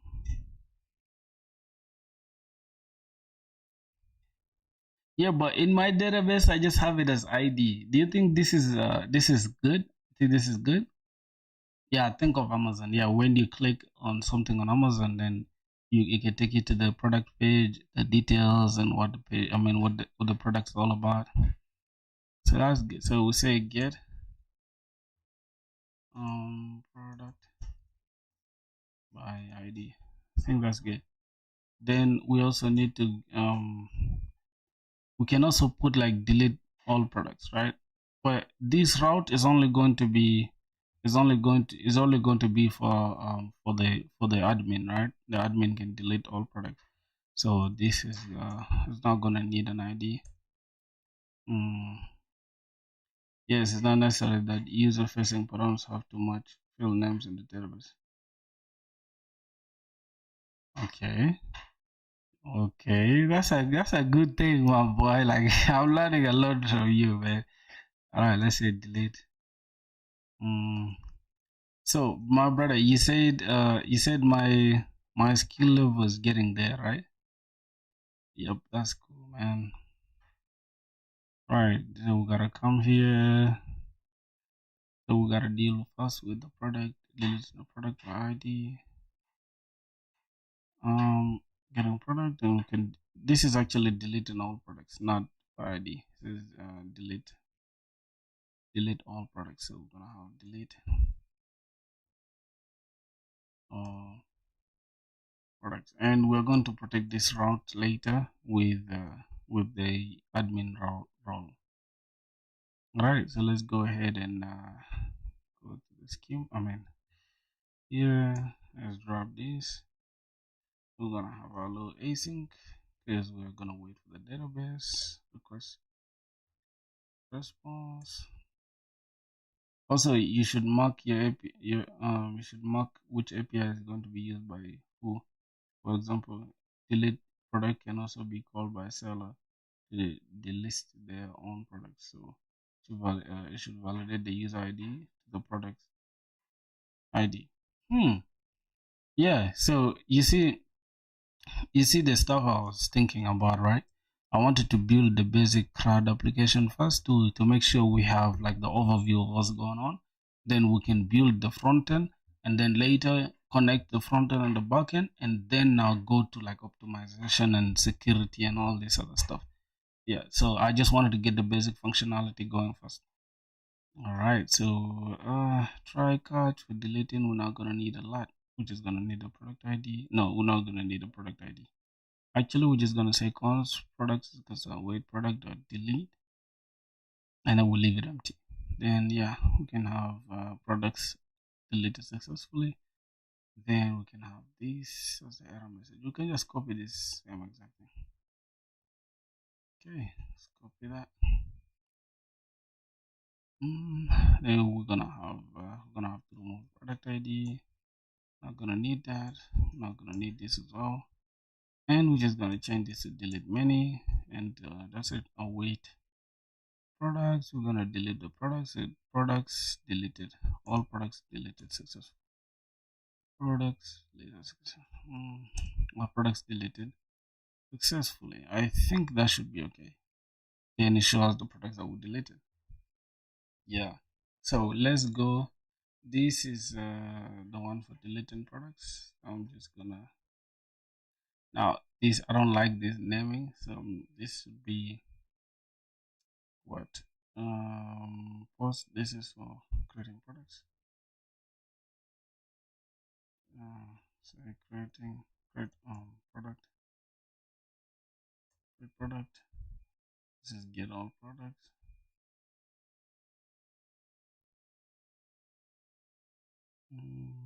Get all products. All right, then this should be update.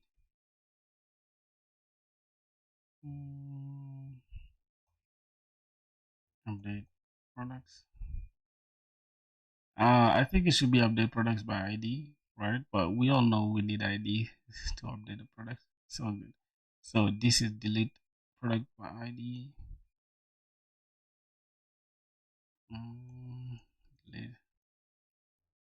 Delete product by ID. Let's just keep it like that.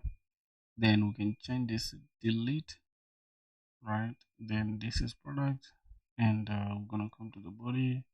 This is gonna go on.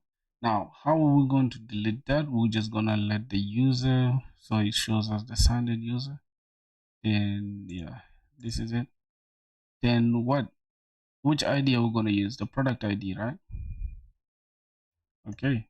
Now to get the ID, let's go to the product, say send this. So we're gonna fetch all these products. Now later, I think that's when we're going to implement as well, how do I call it, rate limiting and all that stuff. Let's go to this, delete this product. Say I want to delete this product. So product ID.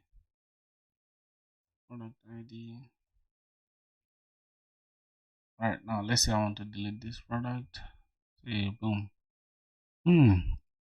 Okay, slash this. Okay, that should be okay. Delete. 404 not found. Why? Why don't we have that? We have the product here. Okay, the user ID is this. The user ID should match. Cool. Let's go to the delete. User ID should literally match. I think that's the one. Wow. Why is it not working? Okay, this is somewhere here. Argument handler must be a function.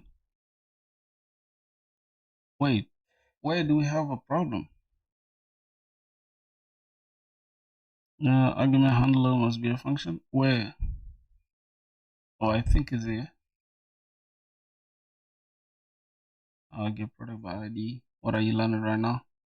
Oh, Draco, my brother. I'm learning basic CRUD application. I think that's the main thing we need. So deleting product is not working for some reason. I don't know why. So getting the product ID. Do we really need an ID? Yes, we need an ID. Delete the product by ID. And after that, we can say product deleted successfully. Then internal of error. Then let's say we want to delete everything, right? So we can go here and just update this. Let's go duplicate this and just call this delete all products. Delete all products.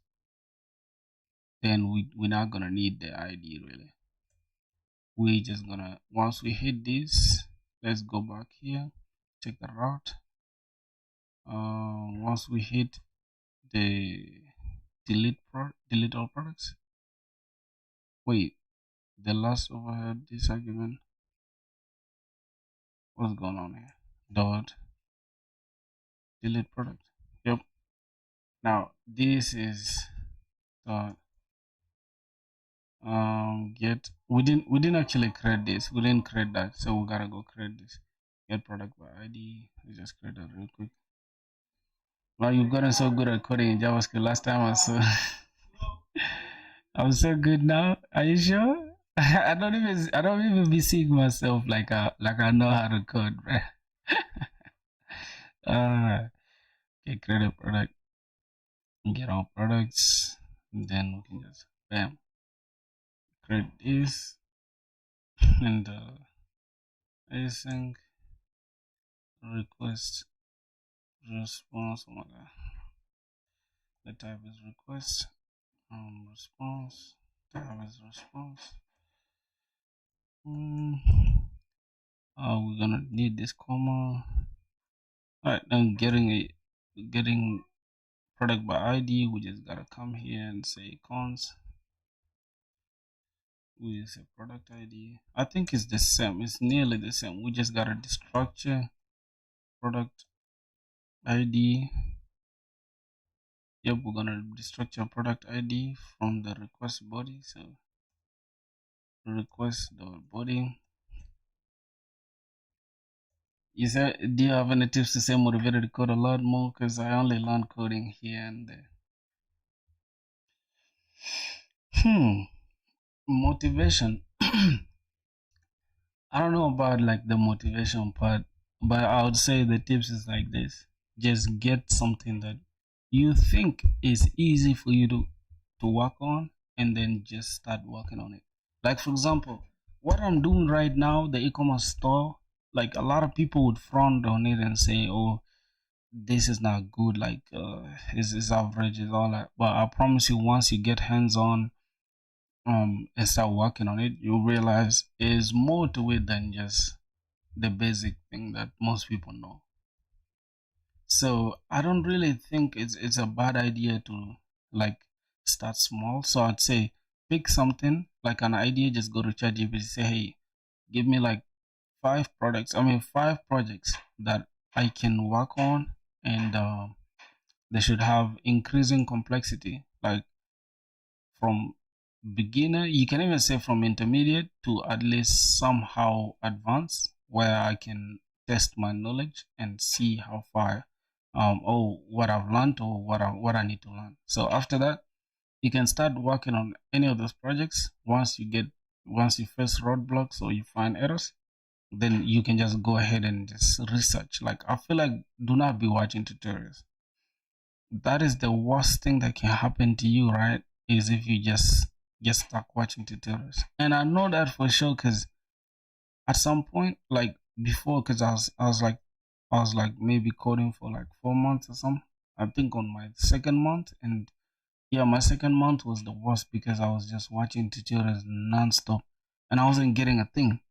When the person is literally teaching, I'm just like, all right, I get this, I understand this. I can even jot down notes. But once I get to open my VS Code, I just stare at the blank screen. It's like, all right, man, this is not worth it, you know? So yeah, I would say just find something that you're interested in. But the best thing is to just ask ChatGPT really.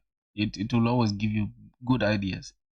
And once you open, another thing is that most people just go ahead and just start a new conversation every time. Don't do that.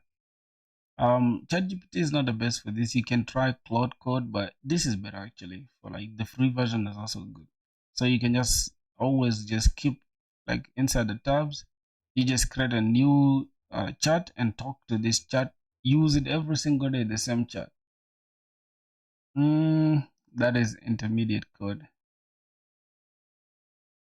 Yeah, for sure. Yeah, after just start with intermediate. I think beginner projects will be easier. So just go with like intermediate. Say give me intermediate to advanced. Because one thing about advanced is like, bro, there's nothing in the real world that is too advanced for you to learn. This is Lua coding language, by the way.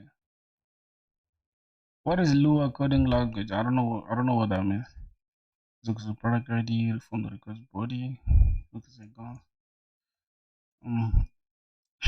Product. Yes, so wait. Prisma. Oh my god. Prisma dot find dot product dot find unique, and then where the ID where the ID is the same as the product ID. Alright, then that's it. There are different types of coding languages, like for example JavaScript is a coding language, Python is a coding language. Coding languages are different syntax basically. Then what is that Lua thing? What's that Lua thing? Try catch. Okay. So the try, we're gonna have that, and then we're gonna catch the errors just like this. All right, let's see. Okay, internal server error while getting a product, and then throw that error. Okay, internal server error while getting a product, and that's it. Lua is only a coding language for Roblox to create games. Only. I don't know if Lua is used for anything else. Yeah, I don't know, bro. I feel like if you want to do like game dev, that's the only time you can worry about game dev. But other than that, if we don't have a product, then yes, return for response status for JSON, say success, false, message, product not found, and then product. Okay, that should be okay. Lua is pretty famous scripting language. Yo, I didn't know anything about what the hell is Lua, dog? That name is so sus, man. I don't know. That name is so sus. Okay, let's try let's say get all products so I can see what's going on here. So here we still have 2 products. We haven't deleted any. So let's say I want to get this product by ID, and I can just come here and say duplicate this. Okay, so what's gonna happen here? It's API slash products and then slash get this by that ID. I'm just gonna say get product by ID. Okay, and then we're passing the ID not in the params but in the body raw JSON. Then we can just say product ID. So say product ID, and let's pass this ID there. Now let's see, we want to get this product. See what's gonna happen. We have an infinite thing. That means we're not returning anything. Good. We're not returning a response. Response.status 200 JSON. We just saying message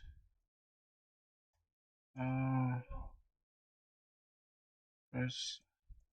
Okay, message, I don't know, fresh product successful, I think. Fresh product successfully. Then we can have the product. Just say product is product. Okay, that should be it. What did they say? I'ma just say this JavaScript is harder to learn than Lua. Lua is super beginner friendly. If you want to start coding, it's easier syntax to understand.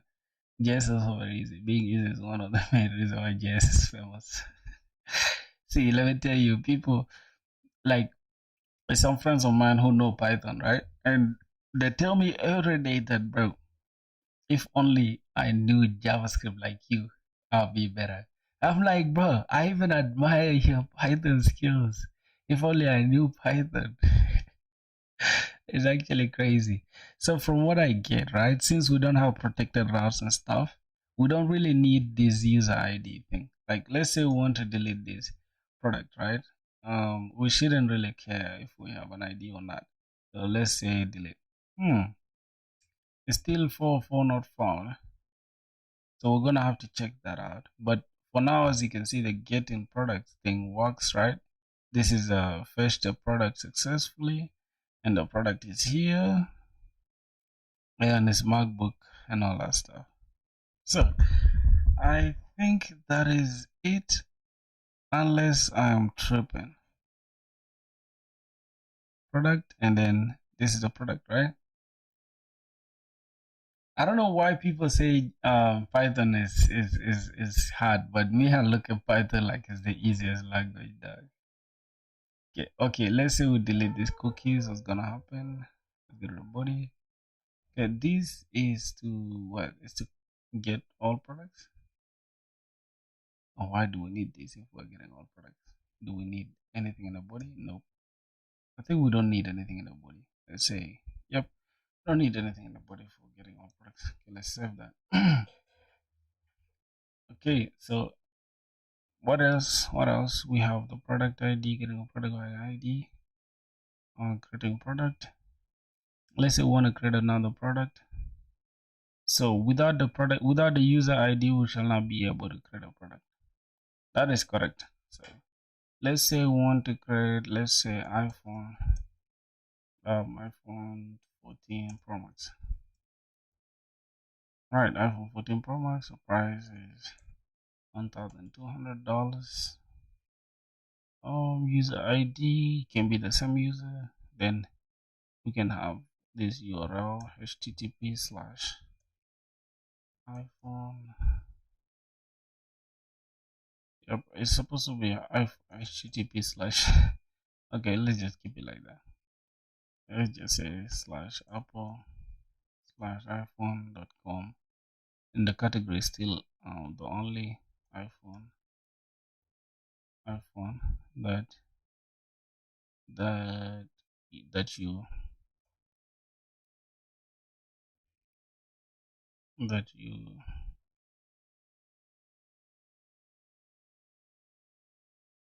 that you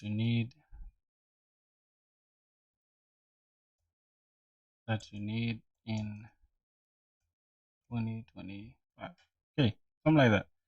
Then let's say we create a product. Product created successfully. We have iPhone 14 Pro Max. Then we say get. We can come here and then select this ID. Let's go back to creating the product by ID. Search this is just going to show us the MacBook Pro. Let's try to change it here now. See if it's going to change what we have here. It's probably not going to change, but it's okay. It has changed. So wait a minute, boys. If we just keep this, right, that means we can count this as slug and it will still work. But I just started learning mobile dev with React Native. I would recommend it if you'd ever want to broaden your skills. I don't know. Well, I don't know about React Native. I don't know really, man. I don't know about that. I can't lie to you. I'm not like big on mobile development thing, cause bro, especially like if you develop in for Apple, you're gonna have to like spend a lot of money, dog. And since it's like $99 for fucking product, like nah, I don't think it's worth it, my G. I don't think it's worth it, bro. So this is product ID. I think we can just keep it as product ID here rather than Slack. We can just keep it as product ID. So we can just say product ID. So let's save that. Alrighty. So this is what we have. And let's go back to updating. Let's say we want to update what's going on here, right? So I'm just gonna call this product ID as well. Product ID is exactly like Next.js, by the way. Some few ticks. I'm just saying. Oh, for real? No, I tried out, bro. I tried out. I tried it out. I tried out for real. React Native. How about this? How about Swift? What's your thoughts on Swift? Because Swift is like, it's cool, but it's a whole different language. Okay, let's say we want to update. We want to update this. We want to update the iPhone one, right? So, okay. So I think the only thing that we're gonna need, I want to try it like this, boys. Let's remove everything that's here. Remove this. Your product ID. Let's say I just want to change the name. Let's say I want to just update the name. Then I need to change it just to iPhone. Say iPhone 15 Pro Max. Okay, so that's the name I need. Then I need to get product by ID. Go here. It's gonna show me 14 Pro Max. If I come back here, copy this, go to update, and drop this here. We should yep, we have 15 Pro Max. If we go back to get product by ID, and now notice 14. If we say this, yep, 15 Pro Max. So it has updated, and the rest is just still the same.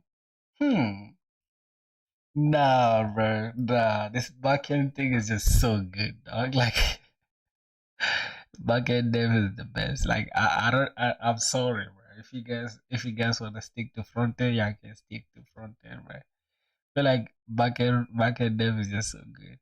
So we can delete now. Deleting a product by ID is where we have a problem.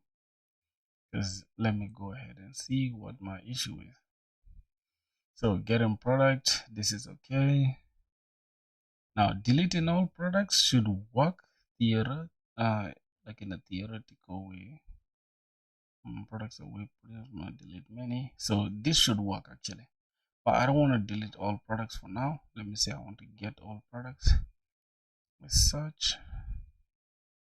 Alright, we've gotten all the products, and let's see how many products we have now. 15 Pro Max, then we got MacBook Pro, then we got smartwatch. Okay, I was thinking about Swift and Flutter, but they are completely new languages to learn, and building apps with React Native also allows you to make apps for Android single code base. Facts.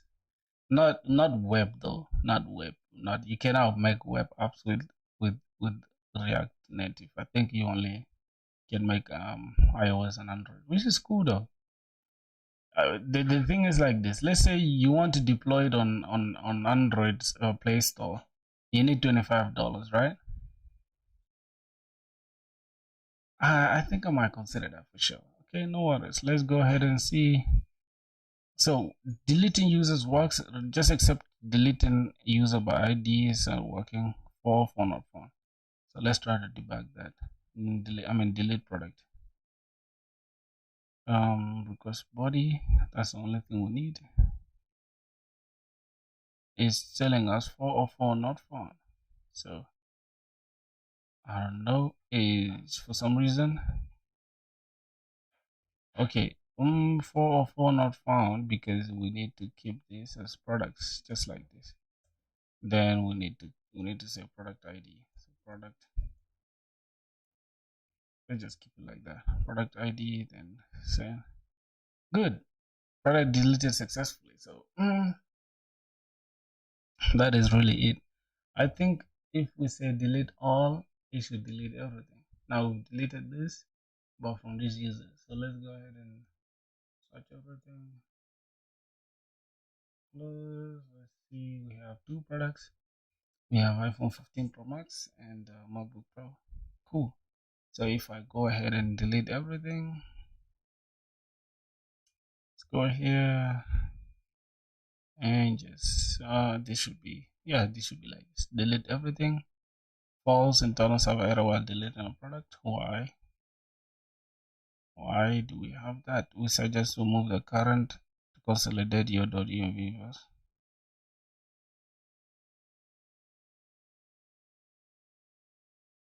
Okay, let's see what's going on here. I'm cool, man. I'm good. How are you doing, my G? All right, let's see. I'm fine, man. I'm fine. How are you doing? An operation because one or more records that were required but not found. No record was found for it.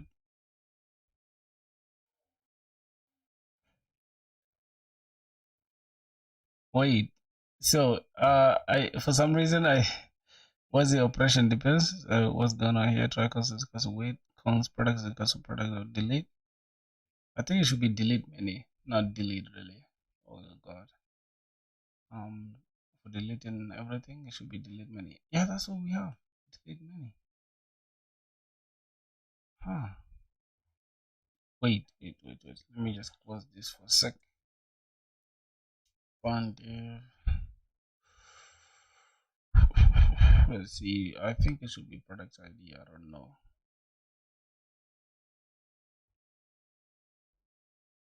Head into the market. All right, man. Have a good one, bro. No problem. I think after this, I'm gonna close off as well. Thanks, my G. Thanks for the support, man. All right, this is not delete product. It's supposed to be delete all products. Delete all. Delete all products.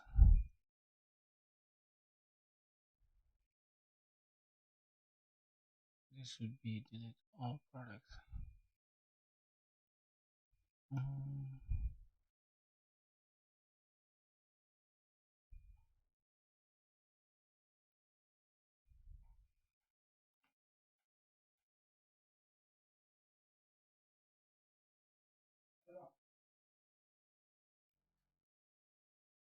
Wait, what's going on here?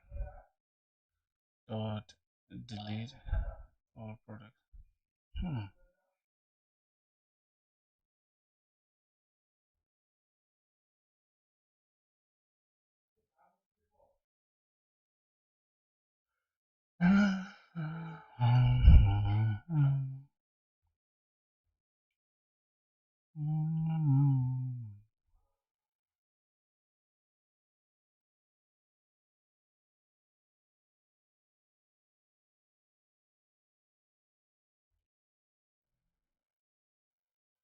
Delete product,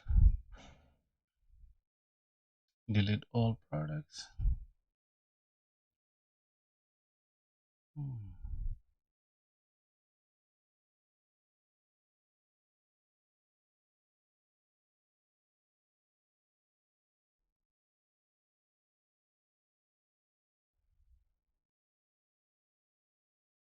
Bro, how is it having an overlay? Bro?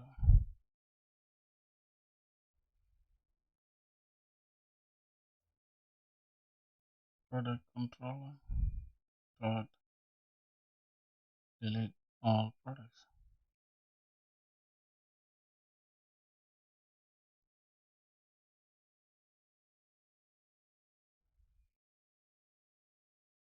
Promise. Wait, I think it's delete all products. Okay, we need to go here and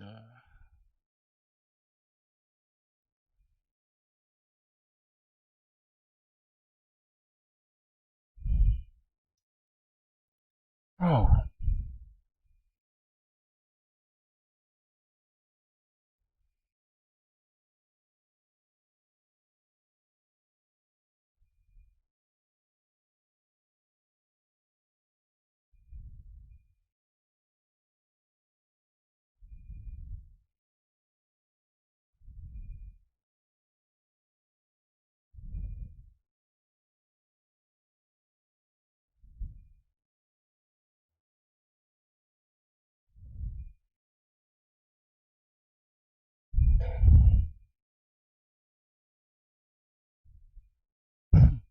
well, what's funny is that even AI is getting is making mistakes. Oh my god. No overload matches this call. Wait a minute. How is there a problem with the overload?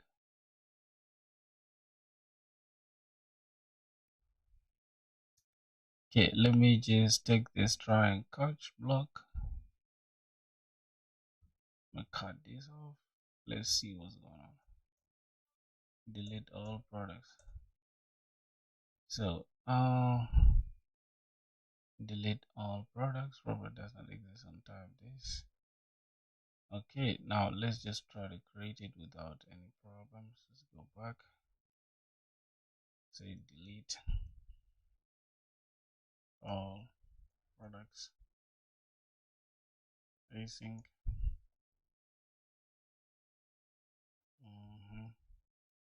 Then we're gonna have request of type request, response of type response. Then we can have this route. Go to the route. Yeah, it's okay now. Let's delete everything. All products deleted successfully, and the count is there. 2 products. Right. So finished the entire CRUD.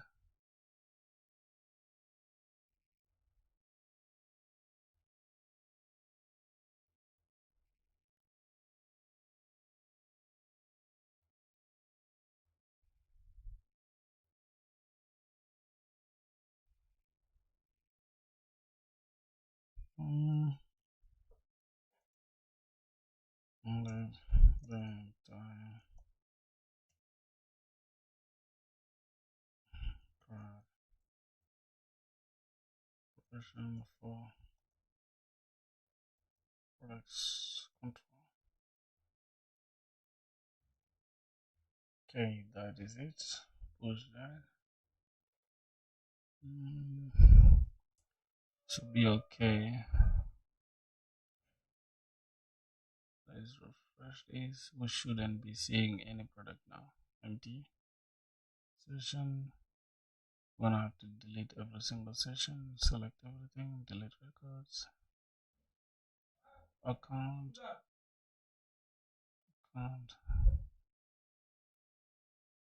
drop accounts, user.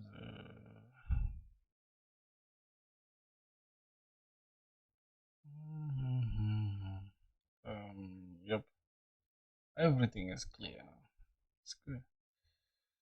I don't know what you are, but I know that you're not for me. Ayo.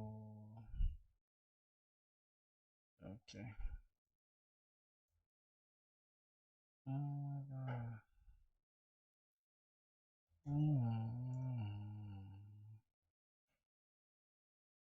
Oh, okay, yes.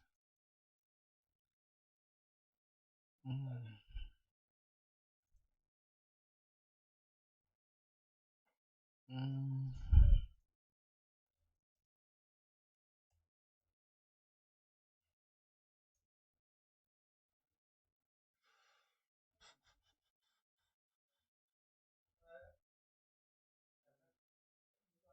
So we're gonna have backend.